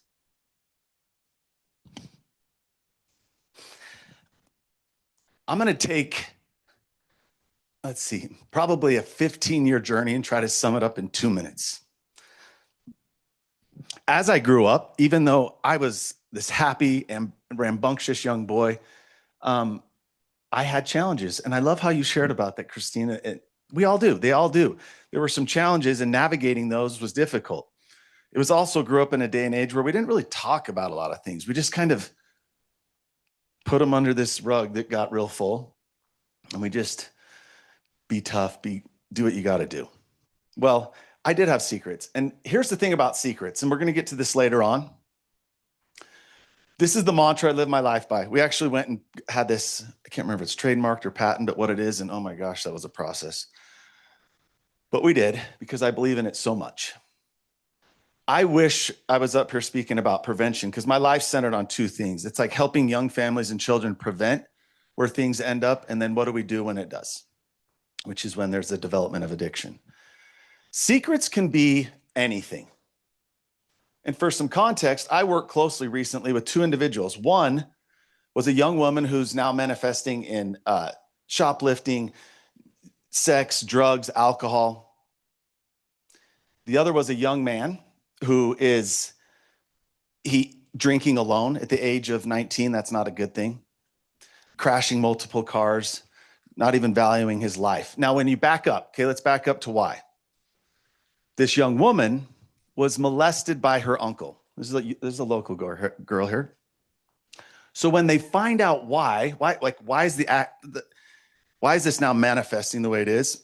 I think most of us would be like, oh, wow, that's totally understandable. Now, this young man who's off the rails almost in the same way, when we speak to him, guess what his secret was? I remember this because I was with him and my arm was around him and we were looking out over the valley, and he said, I didn't get the playbook to life. I'm never going to measure up to be like my brother or my dad. So why do I share this? Because both of them had a secret. And because they didn't talk about it, they didn't process through it, they weren't in environments where that was happening. But also with this young man, his secret was often just like, oh, come on, you're so good looking and talented. It was disregarded, right? Secrets are keep us sick. So I share this in my story because I also had secrets. I was a young man. There were some discomforts. There were some pressures. I didn't even know what they were. So here comes correlate the two. There was a time in my life where I was introduced to things that were not good. I was with friends. I was curious. Now, drugs and alcohol were introduced. And at the time, I knew this was wrong. I remember the very first time I drank and I was holding the can and I was literally like I was shaking because I knew this was wrong. The very second the process began was the most incredible experience I'd ever had. I felt free. I felt happy. I felt confident. I felt invincible. And in the beginning, I felt as a better version of myself. People actually liked that person more. So it was very confusing as a young person, because here was something I knew. Who remembers back in the 90s? Like, we've come so far. There's 2 eggs on a frying pan. Who remembers that? Oh my gosh, that was as good as we did. It was just like the scare tactic, like, here's your brain on drugs. And it was, or there was the lady who was speaking with like a thing on her girl like this. And you're like, oh my gosh, scare tactics don't work. Okay. We tried. Again, here comes, I'm going to just go through this really fast. So when I developed this, it was confusing because I was better. I had secrets. Those secrets progressed because as they remained a secret, what do you do to cover up a secret? Holy cow, we know the story, we've all heard and seen it. So here I was, a returned missionary, Eagle Scout. I was a concert pianist. I had lettered in multiple sports. And as those secrets started to manifest, it started to show up on the outside. I'm not going to bore you with the details of my life, but getting to this, and then this, and then this, which, yes, I like being uncomfortable. Hopefully get your attention. These are all mugshots from Salt Lake County Jail. Did not happen overnight. Thankfully, when it started to finally show up on the outside, my family's like, oh my gosh, we got to do something. I'm forever grateful that they did. I'm forever grateful that they finally surrendered. They went and got a professional and the tools to learn how to intervene, how to fight back effectively. Because when they knew for a period of time, do you not think they tried? Oh, they tried. They begged, they pleaded, they sacrificed, they lost sleep. You can imagine they tried.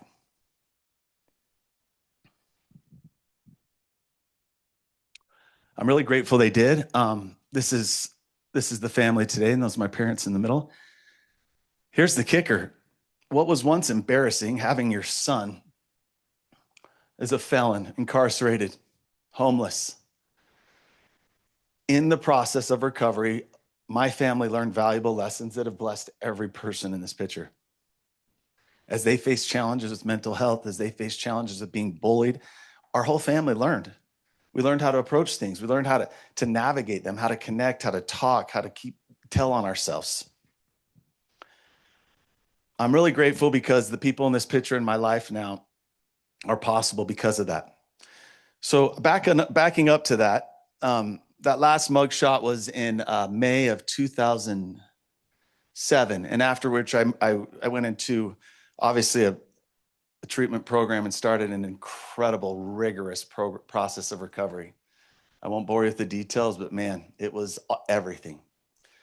As much programming as you can imagine, combined with like constraints from the courts, and most importantly, a unified plan of action for my family.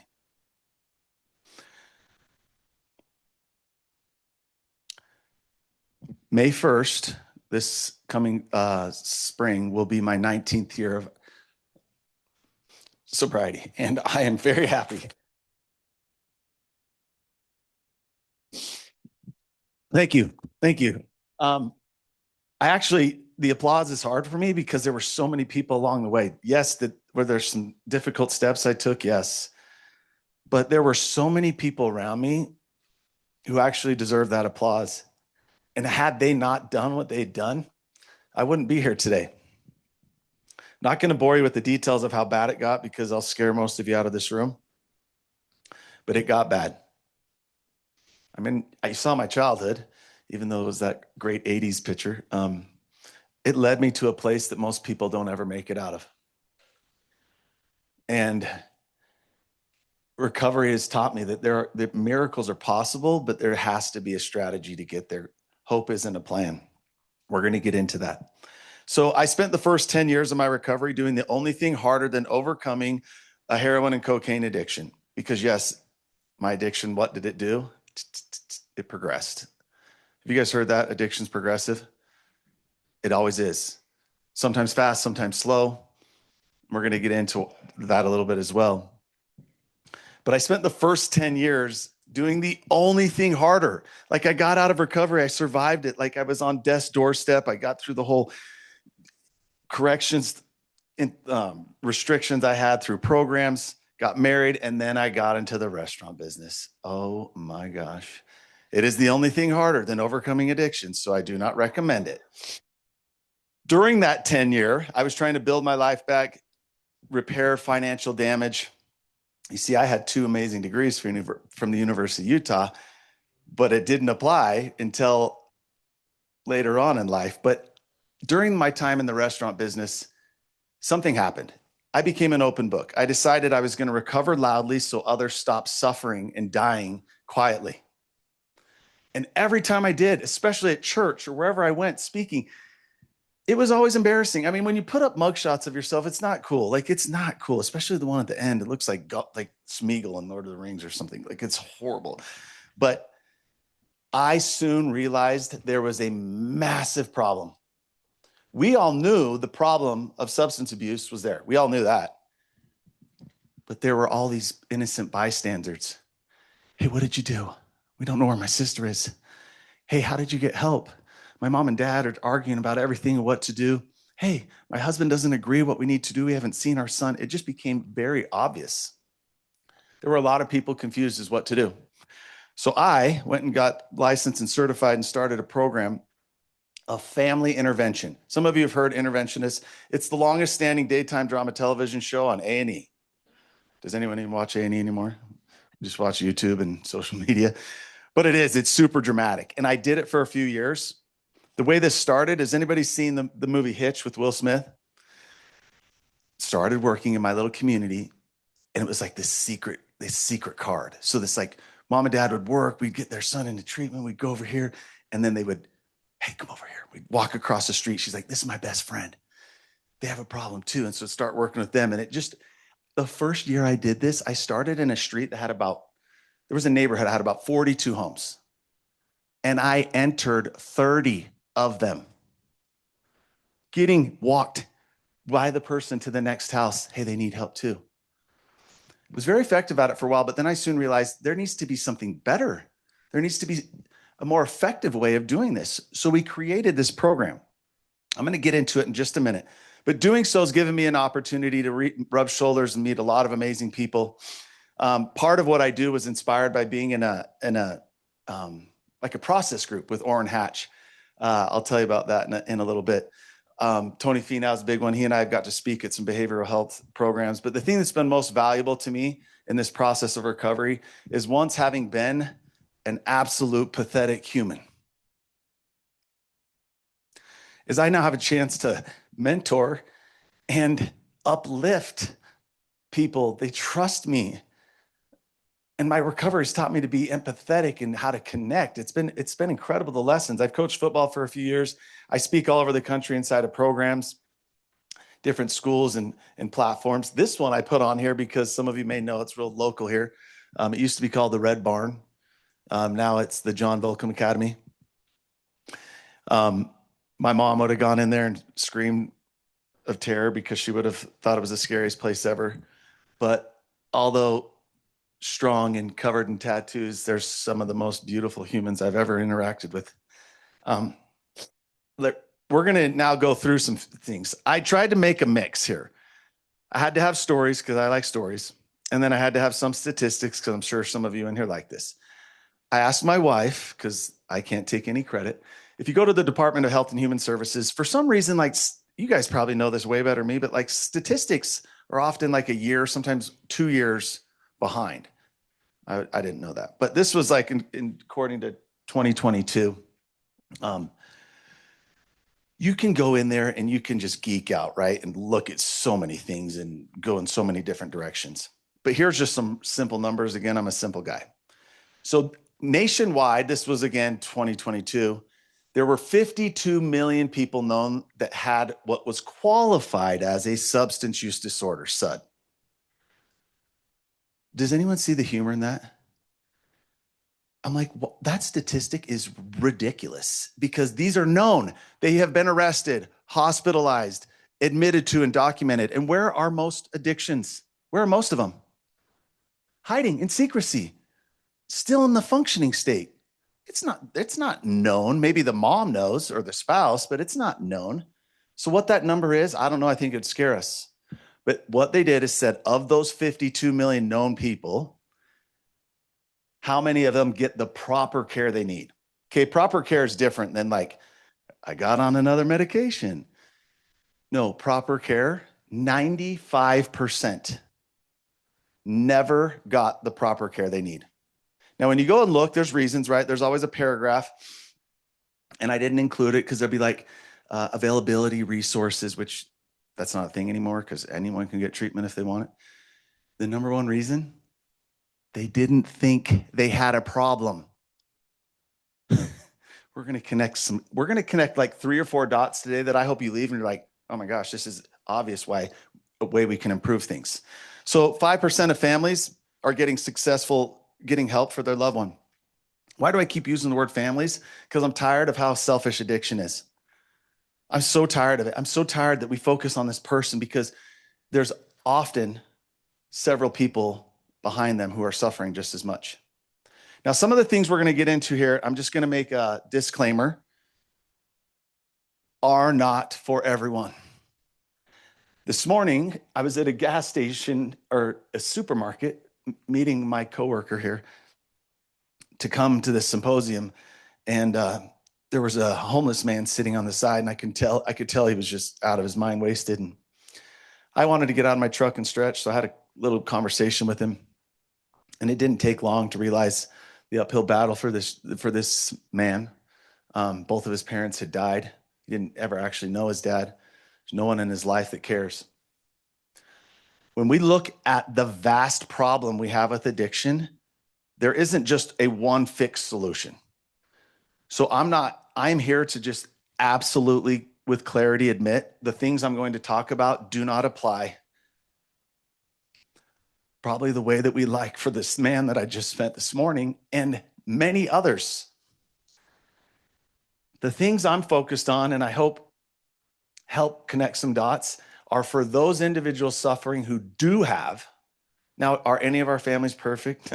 We're all so dysfunctional, but who have a family that wants to, is somewhat capable with the means to, or not, and desiring to help.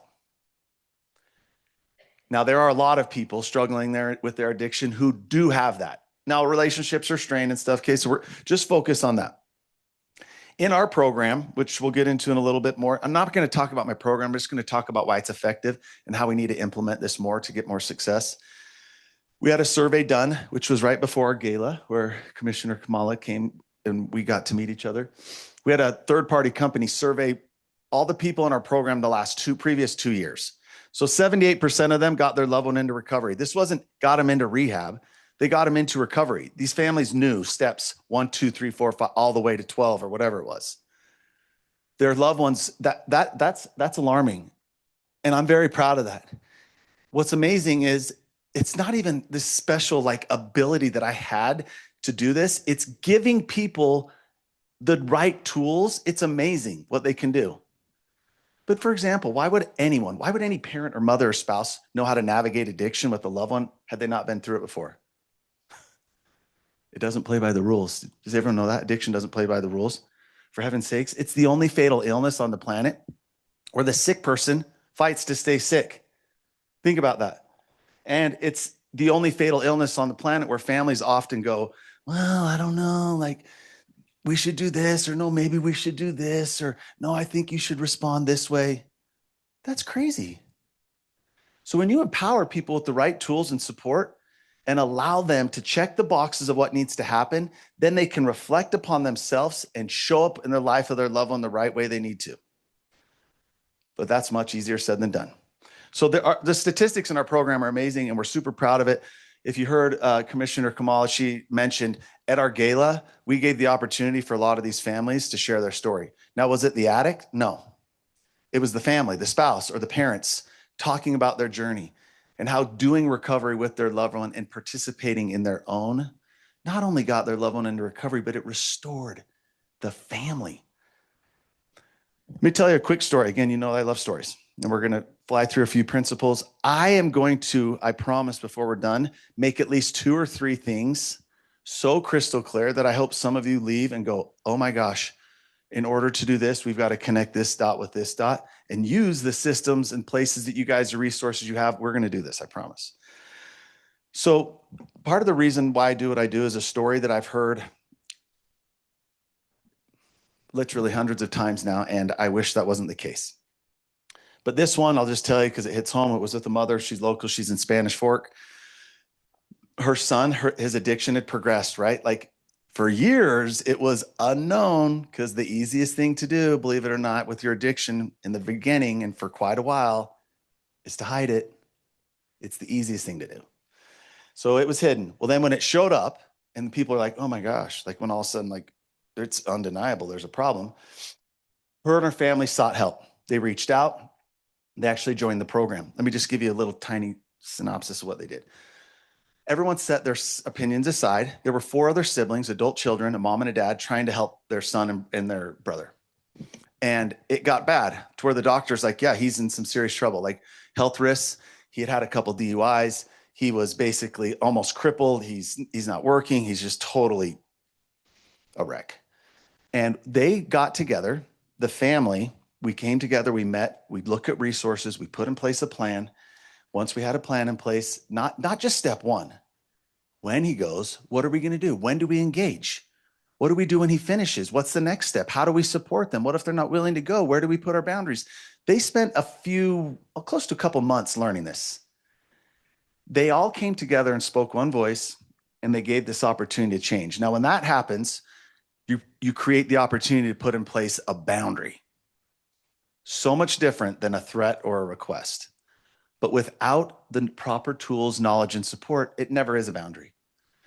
But they did. And then the boundary was like presented to them in a way, it gave them an opportunity to change. And that opportunity wasn't waiting for a sick person to just take the wheel of their life again. You know, that's the number one most families make. They look at this person and think that they're capable of comprehending this. You better go get your act together. This is ridiculous. Look what you're doing. You better get out. And then they're just expecting this incredibly sick person to go figure out the path forward. They can't even look past the next hour without obsessing on what they need. Sorry for the tangent. The family all of a sudden said, okay, we're ready. Now, why I share this? I wanted them to see what love looked like. And clearly all the other adult children did. The father did. And for a moment, the mother did. Love was not doing what they were doing. So all of a sudden, I didn't hear from them. Weeks went by, and believe it or not, there's a lot of busy things. So when they disengaged, eventually it just went away. And about a year later, this was just this last year, she reached out, messaged me, hey, I'd like to talk to you, please. Can I just talk to you for a minute? Okay, sure, get on the phone. She wasn't mean or disrespectful, but she was very adamant in making sure that I knew how much she loved her son. Because for some reason, when I worked with her and her family, it was always in question. I was like, no one's questioning this. I loved him so much that despite kind of what you thought and were teaching us, I loved him even when it got bad. I loved him when I had to sponge bathe him. I loved him when his father moved him out in the garage, above the garage up in the studio, that I would take food to him. I loved my son so much that I would take him blankets. I would check on him. I woke up in the night several times just to make sure he was okay. And I love my son so much that I was the one who found him dead and was able to wrap him in a quilt I made. And that it was in my home warm instead of out on the street. My question to you is that love.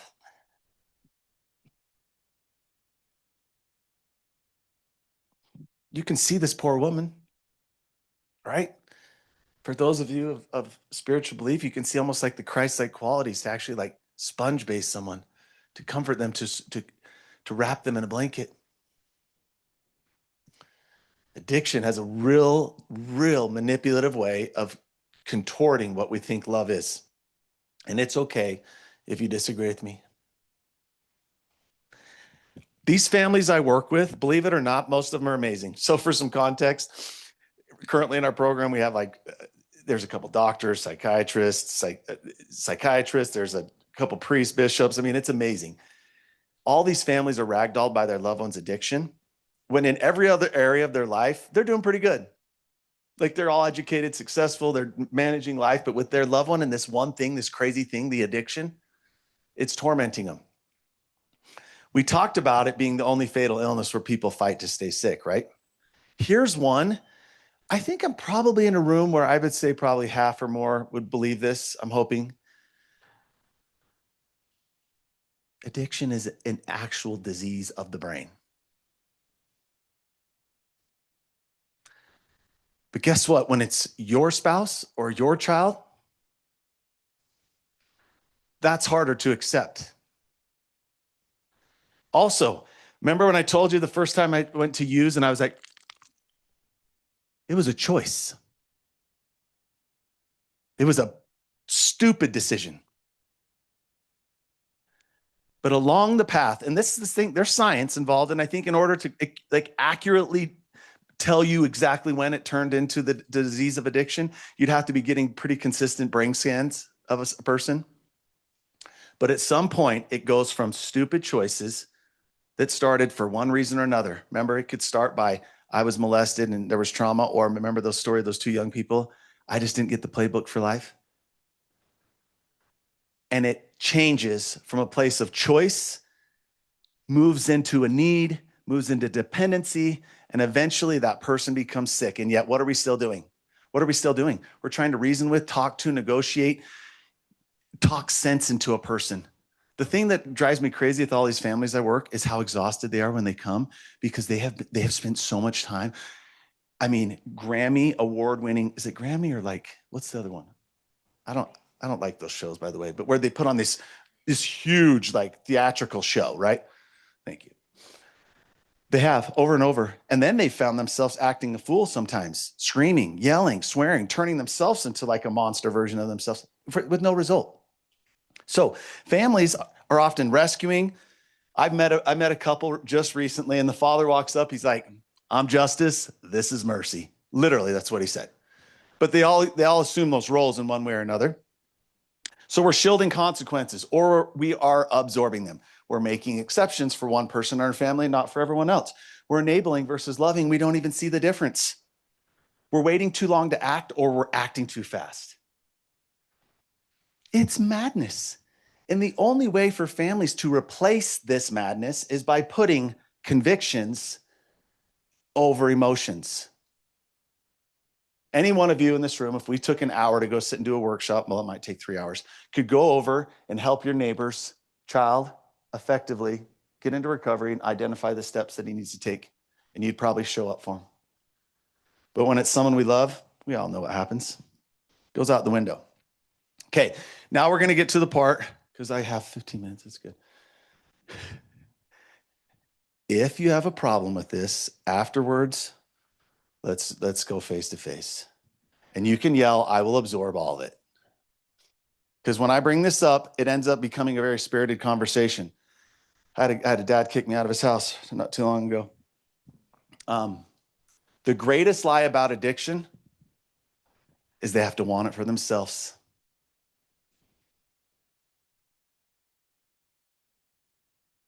Now, I know there's some of you going, contradicting that. The greatest lie, there is actually nothing killing more people and destroying more homes than that phrase itself. And why? Because families are sitting neutralized, waiting for their loved one to wake up one day and be like, oh my gosh, this has become really unmanageable. I spent all night last night looking into these programs. I've realized that I'm going to have to commit to it, and then I'm going to have to do this, this, and this after. The truth is they will have to want it for themselves, but it will never, ever be what gets the process started. And if you know of someone, great, let's celebrate that 1 in 10,000. Someone or something has got to intervene. And when a person, here's one of the dots we're connecting, because I see it all the time. It happened to me. I work right now. I mean, oh, here's a little cool thing. And we're going to talk about rehab environment in just a second. When a person enters a program and just even if they don't get any therapeutic value, they haven't talked to a clinician, they haven't even talked to a therapist, if they are just there for a few days without the ability to consume these poisons that, by the way, are consumed 10 times more than anyone close to them ever knows, then maybe all of a sudden they're like, you know what, I'm going to give this a shot. The greatest lie is that they have to want it for themselves because everyone's waiting for that day that's not coming. Give them the opportunity to want it for themselves. To do that, it's going to be a little bit of work. And unfortunately, the most unfair part about this whole thing is that it's the family. And we're going to give you the alternatives, okay? Because there are 2 other alternatives I'll get to in just a minute. So there's 2 addiction principles I hope you can leave with and help, whether it's with school, community, your church group. Is these 2 principles I hope are something that you can share and take away with today. The first one is that it's the tip of the iceberg concept we all understand. Do you know why families often suffer? Good families that want to help, remember the ones I described that are able and willing, they often struggle with the loved one's addiction the most, because when people reach out, it's like, oh my gosh, I found like they had a bag of weed in there or something, or I found their vape, or they just got arrested, or a DUI, or we found something. When families actually come to the conviction that what you found, discovered, or you're noticing is actually just the tiny tip of what's going on, can save a life. Because here's what, when you found it, your heart, your love goggles, your heart wants to think that that's the extent of it, because it's already so unbearable. You're like, oh my gosh, I can't believe this happened. That's it. No, they got sloppy. They dropped a crumb or 2. Even if it gets so bad and pathetic that you can't hide it anymore, guess what they let you know? They let you know that they're drinking.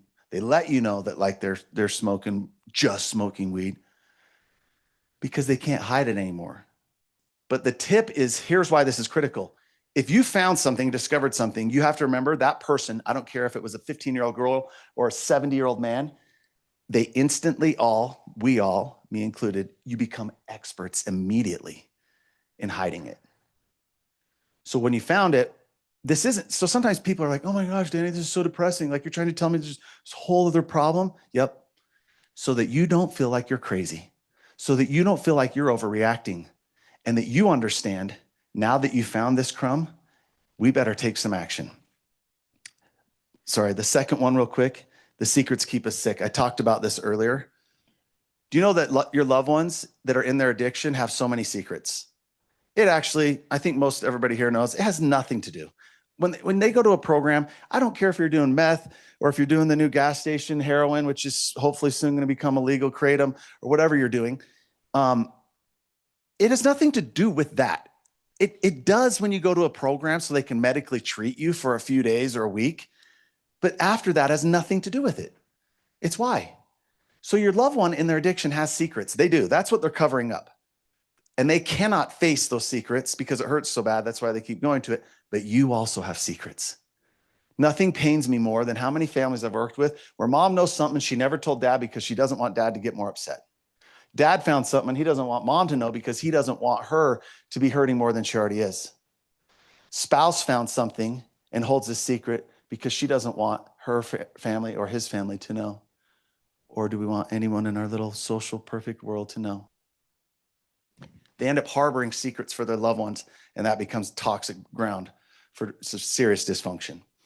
I want to just spend 2 minutes on the recovery landscape. I think this will be some good context for you guys. When I went to treatment almost 19 years ago, there was about a dozen, I'm just going to give you round numbers, about a dozen licensed programs in the state. There was no disease of addiction. There was no insurance benefits for it. It was cash only. It was still this weird thing that everyone was super ashamed of. When I got licensed to do what I do now, this was about 9, 10 years ago. If I recall, there was about between 75 and 80 programs. So they built a demand. So just recently, we were up at the office of Governor Cox talking about a program, and I came to the fun realization there's between 275 and 290 programs now. Why is that? Well, obviously, these addictions are all now starting to manifest, but also we finally came in and said, hey, there's science. This is a brain disease. Insurance recognized it, and now there's resources to pay for it. Not long ago, forgive me if I'm wrong, but it was just in the last couple of years where even like Medicaid now provides ample resources for people. There's no more excuses. But what happened is it flooded all these programs. Do you know I work with a lot of them? Right now, I have like 17 clients that are in different treatment centers in the state. What's cool is they've never met me. Their families did. But they're there. And each one of them, because of the families I work with, are sometimes one of only a handful of people in the program that aren't facing felony charges or there because they're court ordered. These programs don't even have to spend money in advertising anymore. They don't even require success stories. Why? Again, I work with them closely, and I'm not going to name names because they're amazing programs doing amazing work, but there's a line of people coming. And now insurance is paying for it. There is such a demand. They are literally doing all they can with that sick person for the time that they have them. So imagine working with the 5 or the 2 or the 3 sick people behind that person. They don't have the time, they don't have the resources. The family is being unintentionally neglected, except for the cases when they are being intentionally neglected. And just yesterday, I argued with 2 program directors who said, Danny, that's great. I said, hey, we're going to send over a recovery agreement as a family. It's going to outline all the family's willingness to help with everything to make this possible based upon them taking the next steps that they need to in their recovery. He's like, well, we'll send over the ideas, I guess. They don't think those families exist anymore because often they're intentionally removing the family. Why? The family's crazy. They're controlling. They're overwhelmed. They're exhausted. There isn't the support they need. And it's not because the programs aren't good. They're amazing, but they're doing all they can with that person. There's a dot that needs to connect. When people leave treatment centers, do you know the percentage of people that relapse within the first few months of leaving a program? It's horrible. It's like 80+% relapse within that first 6 to 12 months after leaving a program. Why hope isn't a plan? Okay, I'm going to go through a few things real quick. Remember when I said there's an alternative to you intervening?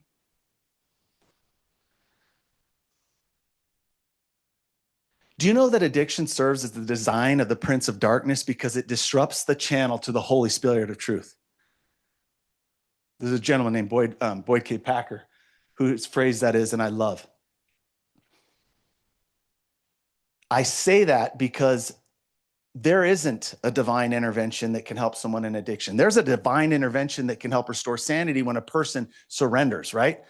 This is where we're missing some of these dots. Our programs right now in Utah, because we actually, by the way, give ourselves a round of applause. I work all over the country. We have the most resources anywhere. We have the most resources, abundance of programs that are of top-notch quality than anywhere else in the country. And they're full of people coming because of, if it wasn't the family, what's the alternative? There's really only, you could say employer. There's employer. But if a person enters this program and it wasn't employer or hopefully family, what got them there? Thank you, courts, jail, avoiding sitting in a cage.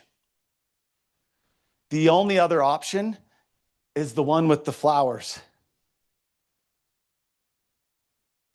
I attended a program. I got to do both. I got to do the behavioral health program through the state, and I also got to do a private program at a place called Cirque Lodge near the bottom of Provo Canyon. Went back there recently, spoke.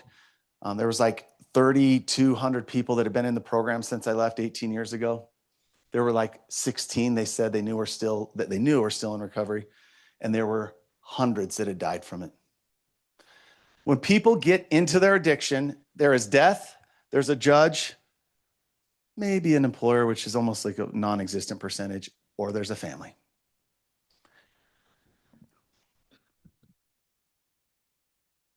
Give you one little story real quick. Do I got till 20 after? Is that it? Okay, so we'll wrap this up. Let's see what I want to talk on. I told you earlier I had an opportunity to be in the office at Orrin Hatch. He had a workshop and it was so cute because this old man, he was being all kind and appropriate, and then he went up and just like pounded his fist on the table and he said, "I need the no BS answer. This is an epidemic and how do we do better?"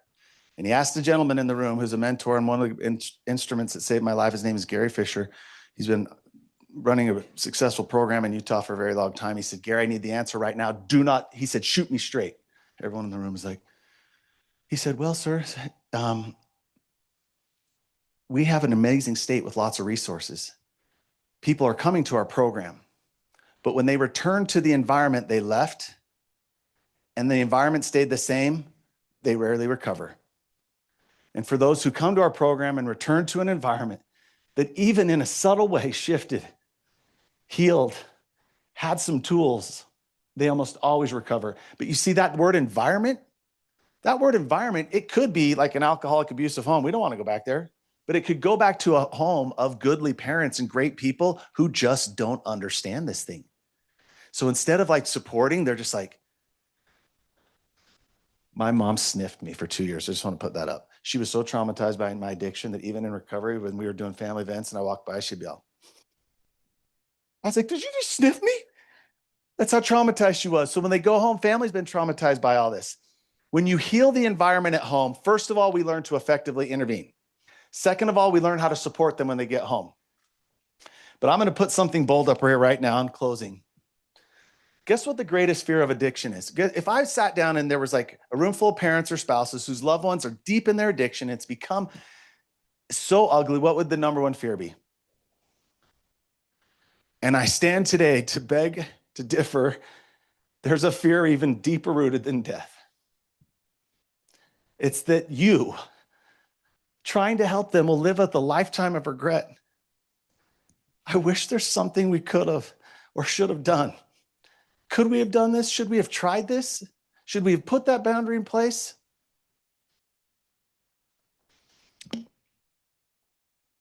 What we've done is tried to bridge the greatest gap in addiction. My number one goal is to equal in every treatment center the number of people who come there because the families put in place loving, supportive boundaries to match those that are coming there to avoid the corrections department. And it is an easy way to do it. The hardest part is the willingness. And a while ago, it used to be the availability. We are fully family focused 100%. Like I said, in the last few years, I've helped facilitate hundreds of families getting their loved ones into addiction. And I never met one of the sick people until they were in their recovery.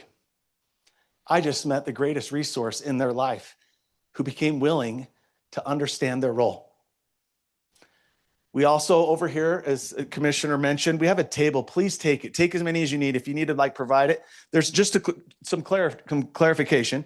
There's a QR code that goes to our program. If you just want to go look into it, the resource is available. Also, on our social media, it's at Your Living Proof, all one word, YOUR, Living Proof. If you do Facebook or Instagram, please go follow us.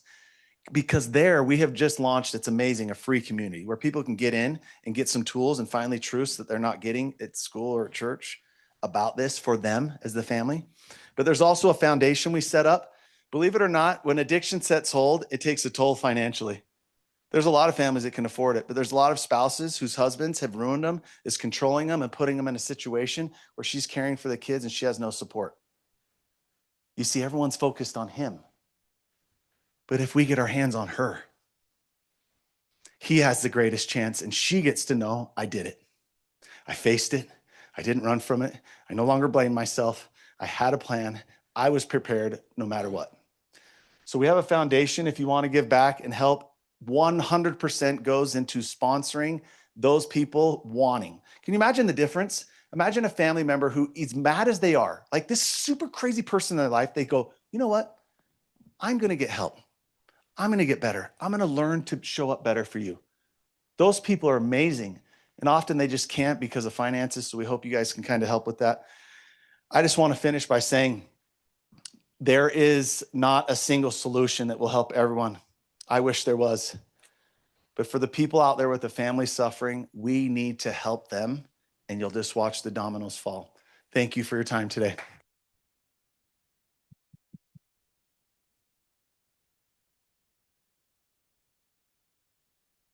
Danny, thanks. And I remember, believe it or not, a question last year when someone said, well, what if the family isn't available? This was a question to Dr. Bruce Perry. And he said, you know what? Others can become the connection too. So anyway, yeah, I think it's really, no one has the perfect family, but I think if we have the right perspective and knowledge, we can make differences. So I appreciate that. Person that can help. Even that person, if it's not the family specifically, if it's like a role model, a mentor, a friend, or the religious leader, we've just got to start learning that, hey, sure, here's some help, but what comes along with that? You know what I mean? They wouldn't know what to do. So instead, we're just like handing money out for like, oh my gosh, you're gonna lose your car, you need to pay this bill, your phone bill. They think they're helping, but it's like, oh, I'm gonna step back for a minute. I'm sorry. I'm gonna learn what the plan is for you, and then what my part is in that, and I will support that, right? But that seems so simple. But again, had you not been through this, why would you try to understand what that path is on your own? So So I already shared with you sort of my history, and my mom died in hospice, after 8 programs that I helped put her through, and was an Al-Anon and the whole thing. So my question is are there resources like this when the family or the children? And that's a different relationship. Yes. And there isn't, like, it's the mom and the children need help.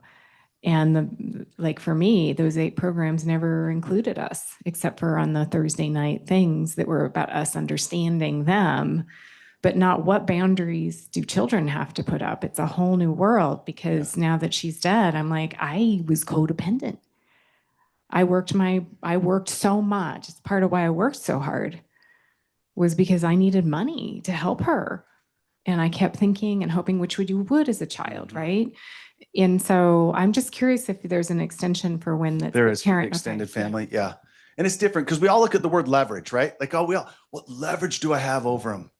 And yes, now, if they're young, that's a separate thing. But even from like kids these days, we don't give them credit. Like by the time they're 12 or 13, they're exposed to so much. It's like almost like adolescents now are like what we should be considering adults. But for example, last week we got a man into his IOP from residential here in Utah as well. He was 79 years old. His addiction had progressed off the rails, and his adult children reached out. And it's like dad wasn't dependent on them. He didn't need them. But as they all came together and we said, okay, here's the plan. Here's what he needs to do. We don't care if he wants to go right now. That's not our concern. We're just going to come together so that we all agree. And then what we're telling dad is, hey, you know what? I love you so much that like I need a healthy relationship. And now that I understand that, we have a plan of how to get it. So they're all speaking the same thing. The problem is as families, when we try to do this on our own, there's a simple thing. No one's mediating it. There's not like a mediator and helping us to unify this plan. So it just turns into brothers yelling at each other. But yes, these siblings just came together, and guess what the intervention was? Hey, we're all going to put boundaries in place because we don't feel safe, but actually all of us have been learning and we have a plan and we know exactly what that plan is. And we're hoping you accept it so that we can be part of your life. And it didn't take long for him to be like, oh, shoot. But without the proper boundaries, when dad reaches out and starts tugging at the heart, someone always gives, right? But when there's an actual absolute silence that's deafening, then all of a sudden the disease has to go, oh, they're serious. Meanwhile, they're like, the last 30 years, we've been telling you we're serious. But there's a big change when people just have those little subtle differences that they do. So it was really unique to talk about the family and try to figure out how to keep the family from being damaged as well, right? So anyway, yeah, opportunities to learn. Hard things cause us to learn and to grow. It's a big deal. Well, applause for Danny one more time. Hey, so this guy Gino Valentino Moncada. Did I say it as beautiful as I could? Here, come over by me. Come over by me. So, Gino actually works here at Davis Tech. And funny story, not in his bio.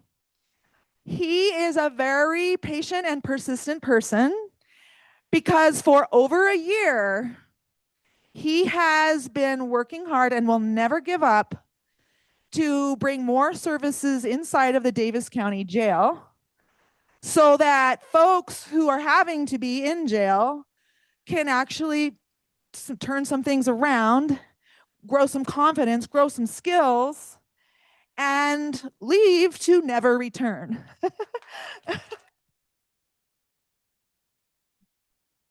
And he and a guy named Tanner do that work here at Davis Tech. And Davis Tech is committed to have anyone, anywhere, like turn no one away, basically, turn their lives around to do something they love that they can contribute. And I just couldn't be more proud. But today I'm not going to cry, President Brush, even though I usually do. So Gino is a passionate advocate for second chances and community healing. He was raised in Ogden, not far from here, to the north. Gino, unlike Danny, he grew up with close family ties to gangs and witnessed firsthand the generational impacts of gang involvement and systemic barriers. I mean, Christina talked about systems, right? There can be systemic barriers or systemic progress, which is why this Community Resilience Symposium exists. So today, Gino channels his lived experience into meaningful work, supporting reentry education and helping others find their pathways out of trauma. It is an individual work, isn't it? Gino works within higher ed here, helping build access to education for underserved populations, including individuals impacted by incarceration. Please give it up for Gino. Thank you, everybody. Can everyone on Zoom hear me okay? We're doing all right? Perfect. So my name is Gino Valentino Moncada, if you guys didn't hear. It is a huge name, right? It flows really nice. All my coworkers here always call me by my full name, so I always think I'm in trouble. So I'm always looking around like, what did I do wrong now? Right? This story, really, when I was doing this presentation, it was hard for me, right? I think a lot of times when you're talking about yourself, there's a lot of feelings that get pent up and it's hard to express. So I just want to give thanks to Commissioner and Marcy Clark for putting this event on together. These are the communities where change happens. So I just want to give a thanks to them right now. If we could give them a round of applause. I also want to give a thanks to my IT homies here. They're wonderful people, and also you guys. So you guys are the ones that show up every day in the communities. You guys don't get enough thanks. So I'm here to say thank you guys, right? Every day, it's hard, right? We carry a lot with us. So I just want to thank you guys for coming today. So in my title, I have roots, roads, and role models. I think this perfectly describes my journey. I'm going to go through my upbringing, roads that I went on, and then role models that helped me along the way. So I really appreciate them. As I'm talking, I want you guys to kind of be thinking about ways that you were shaped, right? We're all shaped by different things. And I think we kind of heard about it with the other two presenters here. Start thinking about ways you were shaped and how you're currently shaping different things. I also want to give one thanks that I didn't know I was going to have to give right here. This guy right here, one of those guys in the photo that you shared was my brother. Sorry. And I'm going to get emotional, by the way, so just bear with me. But thank you for that. It really does take a community to change lives. So what I hope to achieve today, I hope to recognize how early environment, family systems impact youth identity and choices. Identify strategies to foster resilience, mentorship, and opportunity in at-risk communities. Number 3, understand the importance of education. Shout out Davis Tech, right? And supporting breaking systems, especially with violence. Apply trauma-informed approaches to engage and empower justice-involved people from challenging backgrounds.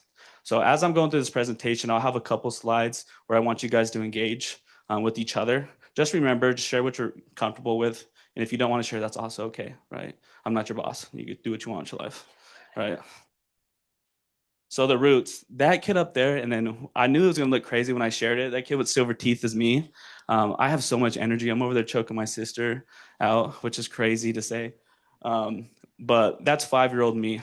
And there was going to be a lot of trauma and pain that happened to 5-year-old me. That same year, my father died. He died of a heart attack. And that left a very young boy with a lot of trauma. I asked a lot of questions, centered on like, does God hate me, right? Why am I being punished? And that same year, I actually got very sick and I was hospitalized for, it felt like years. It was only a couple of months, right? So in isolation, there's a lot of things that go on. And I think that's what impacted a lot of my roots, right? I deep think a lot in my life, and I think it's centered on that. It's because I like that isolation to kind of really think. Growing up, like she kind of mentioned before, I grew up in Ogden with local ties to a gang called Ogden Threse. And what's crazy, that's most of my family, right? And that picture below, that's 1/3 of my cousins, really. So I come from a huge family.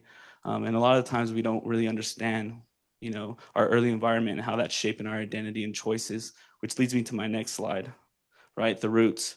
So as you guys see here, I'm kind of hiding there in the middle a little bit. And these are my roots, right? My family, a lot of us get 3 dots tatted on our left hand as early as 6 years old. That's crazy. I know. Every time I think about it, it's normal for me, but when I say it and I see everyone's faces, I realize how crazy that is, right? We do drugs. Like I remember my first time doing drugs, I was 5 years old, right? So a lot of things get brought up. It's pretty crazy. Sorry. I knew I was going to get emotional. But so it's really impactful. And this is what I kind of seen, right? This was the music I was listening to. This was the movies I was watching. These are the people I was looking up to. And there is a lot of pride and unity in joining a gang, right? Any little young boy, especially 5-year-old me, that's all I was looking for is a sense of belonging anywhere. And that's why a lot of us join gangs. That's why a lot of us do drugs, is to find that sense of belonging. One person that I do want to highlight is with the arrow, because I knew I was going to forget to mention him before, and I talk about him later on. But his name's Shadow, and he was a gang member as well. He actually was convicted of attempted murder, right? But what's crazy enough is this is one of the first people in my life to change my life and look out for me. So it just goes to show you, right, how crazy it is and how mentors can really impact you. So at 12-year-old, I joined a neighborhood gang, like I mentioned before, which led me to a fight. I remember being in 7th grade. It was like 6:30 in the morning. Why was I so mad at 6:30 in the morning? I have no idea, right? We ended up having pretty much a gang fight, right? There was a couple individuals and then people in our gang, and we all fought, which led to me being charged with a 3rd-degree felony for inciting a gang riot and other charges along the way. And I also got hit with a gang injunction, which by raise of hand, does anyone know what a gang injunction is? Yeah, a couple, right? So with that, this is like the first time I really realized how powerful labels are, right? I think a lot of times we label ourselves with smaller things, but this is the first time that the government basically labeled me, right? The gang injunction is basically a thing that they place on you when you are around certain gangs. It limits who you can be around. It limits, what time you can leave, which is hard for me because, as I showed you, my whole family is all gangs. So it really stopped me from being around my family, which is a blessing in a certain way. But along those ways, a judge and a school counselor opened a new path for me. Her name's Jennifer. I don't give her enough appreciation. She really is the one that, stepped forward and really helped change my life. And what's crazy is her dad, his name's Judge West. He was actually the person who sentenced me to DT. So like there's a whole turnaround moment where I was like, this is crazy to see, right? Critical turning points, like I mentioned, drug use. I remember waking up, because I lived with my grandma and there was like 12 of us. I remember seeing my cousins and my uncles nodding off from heroin use, right? So it's just something I've seen every day. And the generational gang culture that I've seen, right? It was people, and this is hard because it's like, I don't know how to really express this. I'm still battling this today, is I watch cousins get their lives taken, but I also watch them take lives, right? The same people that helped raise me and looked out for me, but the same people committing violence within the community. So that's very hard for me. But like I said, the person I mentioned before, Shadow, with the arrow, one of the first stories I remember, I was in a trap house. By a raise of hands, does anyone know what a trap house is? Yeah, we got a couple people. I looked it up because I was like, I really wonder what like the actual definition is. One was like where they shoot clade pigeons. I have no idea what that one was talking about. I was kind of confused, right? it does sound better than the one I was in, right? So, and the other ones were a place where they used and sold drugs, right? Why was a 12-year-old or 13-year-old there? Questions I ask myself all the time. But that was the first time I was ever offered meth. It was when I was 13 years old, by another gang member. And that's when Shadow stepped in. He said a lot of words that I'm not going to say right now, but he basically said, if you give this guy any type of meth or any type of drugs, you will have to see me, right? And that was a guy, obviously, when he said something, he was very serious. And that's weird how mentors come in our lives, even when we don't expect it, right? This is a person that probably, number one, didn't want to be my mentor, right? And number two, right, was in the community that like people did not see that person as a mentor. And but for me, he was everything, right? He was the same person that bought me school clothes. He was the same person that when I was in the trap house would drop me off at school. So he was really like one of the first mentors that I seen in my life. So I appreciate him as well. Which brings me to my key lesson with him is like role models don't have to be perfect. I think a lot of times we're trying to find like the perfect way um, to give someone feedback or be like, maybe I'm not the right person to give this person, mentorship. But really, you just have to be real. Be yourself. That's what I always tell people. And people see that, right? When you're being yourself, maybe you can't connect. Even with me, I had a lot of mentors in my life that they didn't join a gang, right? Never did drugs, but they were real within themselves. And I seen that. And then just show that you care. It's simple, right? Just show up every day. Like you talked about with family, show up every day. Consistency matters. Um, which brings me to healing centered engagement. So this is a practice that when I was looking this up, it really impacted me because I think a lot of times in our life we focus on what's wrong with us, especially coming from communities, impacted by gangs, impacted by drugs. I see the power of labels. One of my other jobs is I work in a rehab facility for drug abuse, which is really meaningful work for me because I really appreciate being able to sit down with the guys and really ask them questions and I don't know, try to find answers to some questions that may not have answers to, right? So within this one, I see the power of labels. So a lot of them, most of them, right, always label themselves with I'm a drug addict all the time. And yes, they are, right? You did drugs. I get it, right? But a lot of times they don't realize all the things that were before.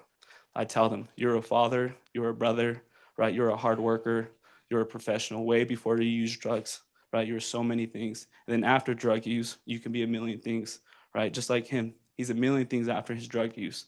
So that really hit me and that really um, made me focus on how powerful labels can be throughout my life and the way that when we're dealing with people that are going through trauma, how we can change that for them. So I think really what Dr. Jen Wright did was build on trauma informed care and add that piece to it because sometimes it's way more powerful. And personally for me, that's what changed my life.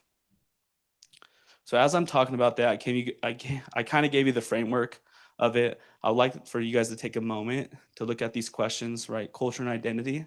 One way your community or background has supported you? So for me, my community in Ogden, Utah, we always get called like the armpit of Utah, which I think is hilarious, honestly. I laugh about it all the time. I love my community. But it was Marshall White Center. There's a center in Ogden. Yeah. Is that Miss Betty back there? Yes, ma'am. Okay. I didn't know if it was her because I was kind of looking, but Miss Betty was actually worked in the program. This program was centered on bringing all the neighborhood kids to one place right after school, just because obviously I didn't have a lot of role models, right?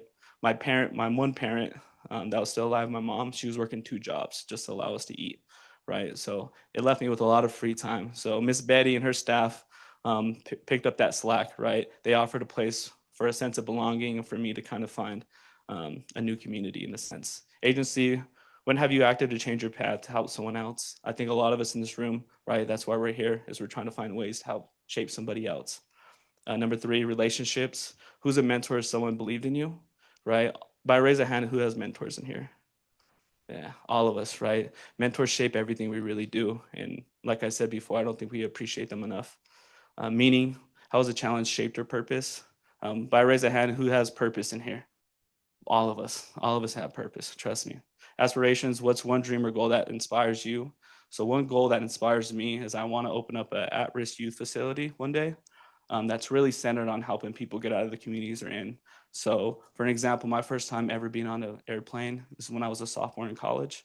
I went to New Orleans to help build homes. That experience, number one, was insane. I hate heights, so the whole time I was on the airplane, like this is not for me. I'd rather drive. Um, and I found out a lot about their communities, right? Like I ate alligator, and then that is for sure not a river. I don't know what they call the Mississippi. That is not a river to me. I was like, there's a big boat over there. I don't know if this is a real river. But for me, I think that helped shape a lot of my identity and choices where I finally realized how big the world was, right? And I'm not just siloed into the community that I was born into, right?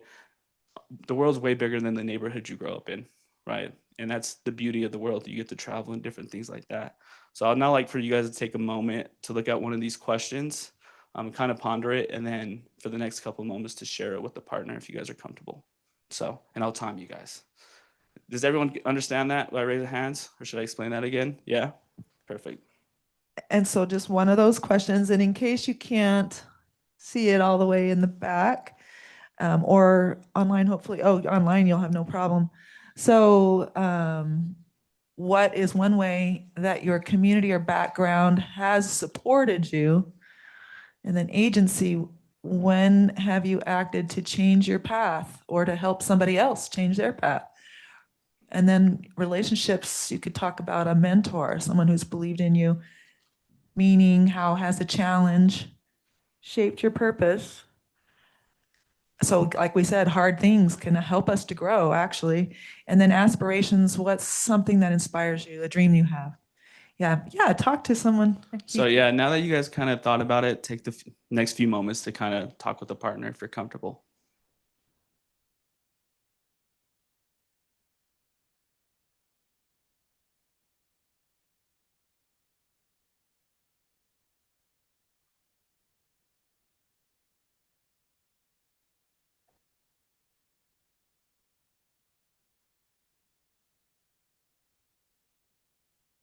But yeah.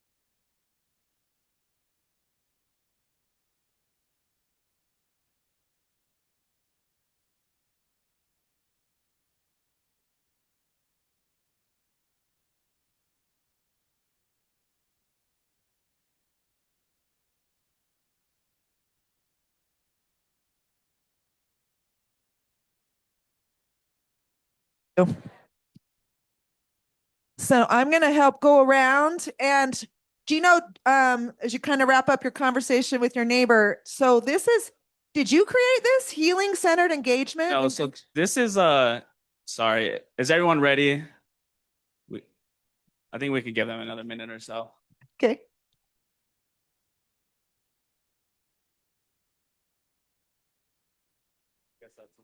I guess that's a 1 minute or so. So yeah, within this framework, this was brought up by Dr. Ginwright in around 2015 is when this model got brought up. I think it really encapsulates what I'm trying to do here is really help people see there's more to your trauma and how to kind of reshape that. So as you guys had a moment to talk with your partners, is anyone brave enough to kind of share an idea or anything like that? If I raise the hands. You know, There's some, yeah. So, and I'm going to be the runner. Here you go. Wait, hang on 1 second. My name is Michelle Linder. I'm a nurse for Intermountain Healthcare, and I work at Layton Hospital. And I absolutely had a mentor. I was a secretary at Primary Children's Hospital, and I got a job in administration, and the nursing administrator there said, "You'd be a great nurse." And she did really unusual things. She paid for me to go to a conference, which was unheard of, sending a secretary to a conference. She would take me out to lunch on Fridays and say, "What do you want to do with your life? And you're going to change the world." And I go to that restaurant where she took me, and I can still hear her voice say that to me in that moment. And actually, when I came back from that conference, I'll just share this with you. Several of the other administrators said, "Oh, that sounds fantastic. Too bad they didn't send someone that could have made a difference, a nurse." And she called me into her office and she shut the door and she said, you absolutely will make a difference at Intermountain Healthcare. 100%. You completely ignore what that other person said. And the contrast between her and the other leaders I've encountered in healthcare has stayed with me. Like, she led meetings with Native American prayers.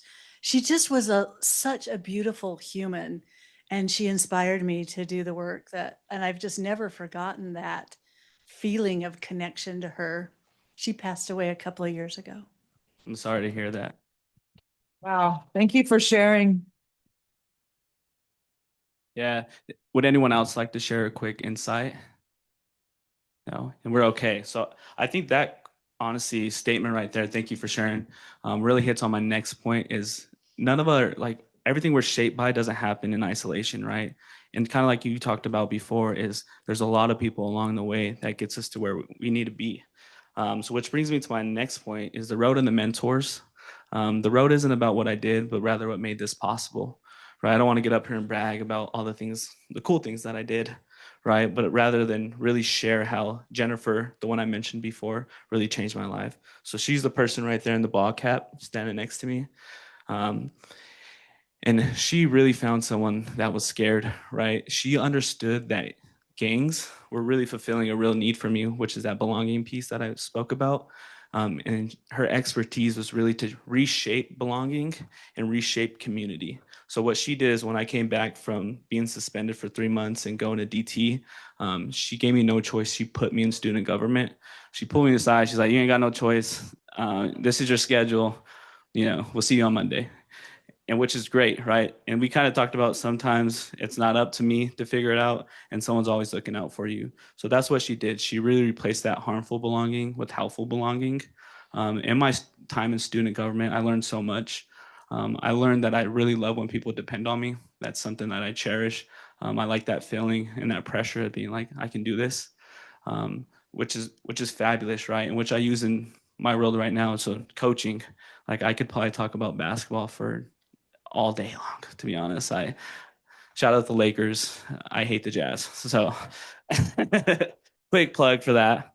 But and with the youth, right? Especially, I mean, any type of youth, if they're, gang involved, or even if they're going through smaller traumas, well, not smaller, but different traumas, right? We have to put them in positions to win, right? And we really have to foster that idea that wherever you're at, I can, get you better. And same thing with the HEE that I mentioned before is like sometimes we're focusing on, maybe that girl right there couldn't dribble with her left hand or both hands, right? But she was an excellent screener. So every play I put her into, she would screen, and I'm like, there you go, right? And that's what kind of Jennifer did for me, is she always just put me in positions to win, which is great. And so did these other three lovely ladies here. I like to call this one the college edition. I remember, yeah, I remember going to college. I went to Weber State, um, and I was terrified. Like my first day of school, I went in there. I was in the wrong class for 30 minutes, and it was I was too embarrassed to leave, so I was just like, I got it. There got to be a break somewhere so I can get out of here, right? And then at Weber State, there's like a million stairs. Who's been to Weber State before? There's a real issue with the stairs, right? So there's so many stairs and so many buildings. I was so lost the whole time. So I remember going into the first office that I seen, and I was just like, I have to drop my classes. Like this is not going to work for me at all, right? And thankfully, that lady was like, give it a week, and if you still feel the same way, I'll help you drop your classes. And I was like, cool, right? I'll give it a week. I like the sports aspect of it, like you said, and maybe other things that you mentioned as well, right? So really, but that gave me the time to meet three lovely ladies and also two programs. So while I was at Weber State, I was a part of the Wildcat Scholars Program. And this program centered on the Hispanic community that start in like developmental classes, and it helps them get up to speed to graduate at the same rate as a normal college student, right? And then I also learned about FYE, that's first year experience, and that's who these three love ladies were involved in. That's basically a program where you help incoming freshmen find a sense of belonging. And what's really cool is I was able to be a mentor in that program, as you see there. The craziest story that I have of being a mentor in there is I took like a group of 12 kids backpacking. I've never went backpacking myself. So I didn't, number one, yeah, it was probably not safe, to be honest, at all. So I remember it was like 3 a.m. and I was helping them hang up their food so the bears didn't kill us, right? And all of us were like, why did we come out here? So, but really, it just really inspired me. And they really, like I mentioned before, put me in a position to win. I was never ready to be a mentor. And I think never, right? I was so terrified. I'm the first one in my family to graduate high school, let alone college. So I was in these environments, and we all probably feel this way sometimes where you're like, I don't belong, right? There's that feeling of, even right now, I'm like, why is it my right to be up here talking to you guys? Like, what have I done? And I don't know if that really goes away ever, right? Sometimes you have to do it for other people, right? So for me, I had to do it for my little cousins that were watching me. I think that's a big thing that always hits home with me is I wanted to make sure they knew they can walk into any room, right? No matter the size, no matter who's in it. Also, they can go to college. Like that gang life, drugs, all of that, not their only chance, right? You open up new pathways for them. And that's the thing that I tried hardest to do is really create an imagination for them, right? And which is hard to do, right? And that's a lot of pressure. And then I think right now in my current career, I'm trying to find out ways to do stuff for myself rather than keep building for my family, which is great. And I think that's, I'll hit on it later, but Davis Tech has granted me, and I think they also put me in positions to win by what they allow me to do with my job, which is great. So, yes. Gino, just online, because you'll love this. People did chime in online. So when speaking about mentors and the power that we have to help others find their power and understand who they really are. So someone said, mentor, I had a 7th grade home ec teacher. I was terrible, but she did not give up. Here's another one, a mentor that became a dear friend and supported me as I finished my Master's of Public Administration. They just barely graduated in December when support from some of my family members was limited or non-existent. Next one, meaning. A group of traumatic events caused me to change my job. I am now in a new field and incredibly happy and fulfilled. And then regarding meaning, my ACEs, oh, hang on one second. My ACEs have shaped me to prove that because I had bad things happen doesn't mean that the rest of my life would continue having those bad things. I am a first generation college graduate, so many things I have been able to do to prove the statistics wrong. Another one, my neighbor was a retired doctor in my neighborhood. Since no one in my family had been to college, he helped me apply to schools. He also encouraged me when I was scared to try new things. I later found out that he was trying to get me scholarships throughout the community. He helped me with resources since my family was very poor. Anyway, and there's more people saying, great, Gino, amazing, super inspiring. Thank you so much. Thank you. So, which leads me to my next slide. I think stronger together. So, my position here at Davis Tech is I'm a transition advisor. What that means is I work with special populations. I go into the prisons, I go to Mill Creek, I work with homelessness, really anyone. I'm willing to work with them. And I think in this role in the past like 9 months that I've been in it, I've seen that this is how we help people is by building communities. And that's why we're in this room today, right? Stronger together doesn't mean we save people. It means we stand with them. I think that's a big thing that sometimes turns people away is they don't want to be saved, right? They just want someone to stand with them while they're saving themselves, which is huge.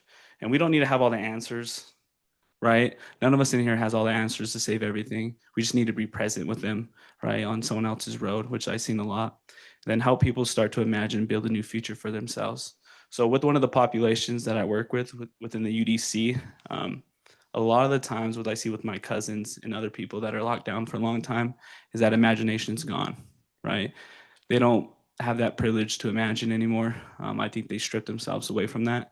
And imagination is power, right? Being able to imagine a new future, a better life is where power comes from. Right, so this exercise right here, how much time do we have? This one's gonna be quick, right? So I want everyone to draw 3 boxes anywhere, or if you're in your phone, just think about it. So everyone just write 3 boxes, right? The first box, I want you to think about the life you're living right now. Nothing changes, right? You stay at your same job, you don't move, anything like that. You can draw in it, right? You can have little scribbles, whatever you want. You can add words. And then the second box, I want you to do the life I could be living, right? This one's still like attainable, but something a little different from your current path. And then the third one, a life without constraints. This one could be like as crazy as possible. Anything, your wildest imagination. I remember doing this exercise at a conference I went to.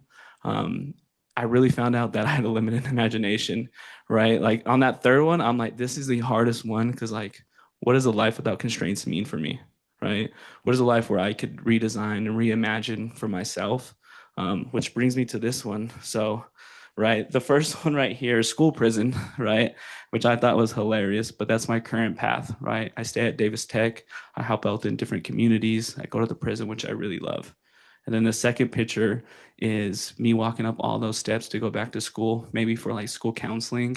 Um, I would probably really want to move. I don't know where to. I like the East Coast. I mean, I like down south, but especially New Orleans. But being below like the river just didn't work for me, right? And then the third one is like I own a basketball team. That's my wildest dream. Like I get to just do whatever I want. I guess you just do the opposite, whatever the Sacramento Kings do, right? That's why the easiest pathway to be a successful GM. But really, imagination for me is power. Like I try to do this exercise so often just to remind myself that I'm not stuck on one path. I think sometimes we just default into the way we're currently living without realizing there's a million other things that you could do with your life, right?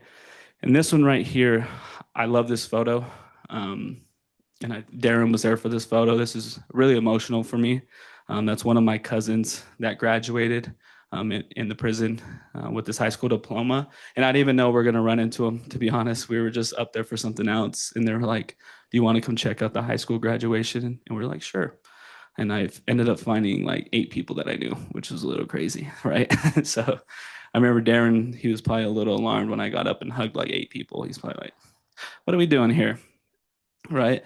But I think the stats there on the screen, stats are great, right? And like he mentioned before, some people are stats driven, which is great. But stats tell a real story. And this story right here is the one about my cousin, about my uncle, and about my aunt, and about my friends. Is when we put systems in place, that's when we help people reimagine their future, right? When we find them where they're at, literally where they're at, right? They're in prison. Davis Tech is going into prison, right? When we go there and we help them build a better future and help them reimagine new possibilities, I think that's strength. And I think that's the power of new systems. I could have easily been in the prison, right? I remember my first day walking in there. I don't think I said more than 10 words. My coworker Tanner was just looking at me like, you okay? I'm like, not really, right? Because a few different steps, maybe a few different mentors, I could have easily been on the other side as an inmate. So it was really surreal for me to see that. And it's really awesome for me to be able to go back and, like I said, not save my cousins or not save these other people, but just to stand with them on their journey of reentry and really just to reimagine a new life, which I really appreciate. And then right here is my contact information. And one last thing I want to say that I think helped change my life, and maybe you can embed it into your life or people you work with, is forgiveness. I think a lot of times in our life, we have to forgive a lot of people, even when they don't say sorry, right? Because forgiveness is not about them, it's about you. And that's how you regain power. And then forgiving yourself, right? I think a lot of times within our life, we have to forgive ourselves for different things. And that's powerful. So thank you.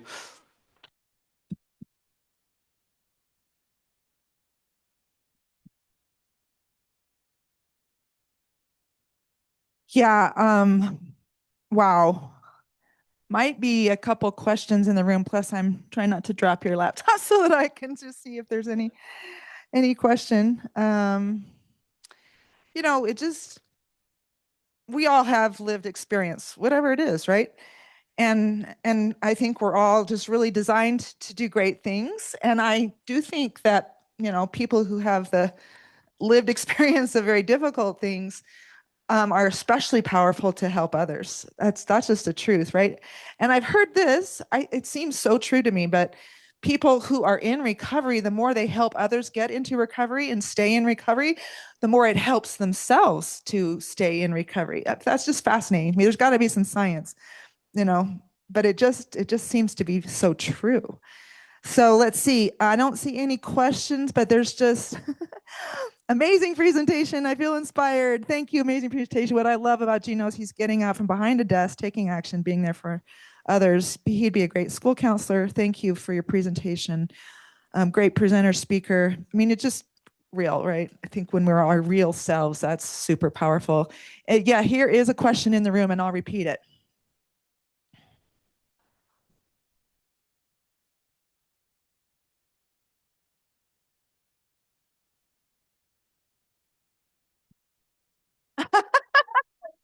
The question, or yeah, the question is, That's a great question. What do you do to help you own your own basketball team? Oh my gosh, we need a lot of funding, so we got to start today. So it's gonna take a lot.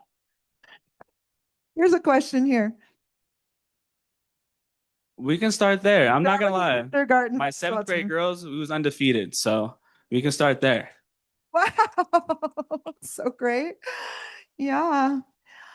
Well, every single time we've had people who feel like, why am I even up here as a presenter at this? And it's still so incredibly powerful. So yeah, one more round of applause for Gino and all the Thank work you. he's doing.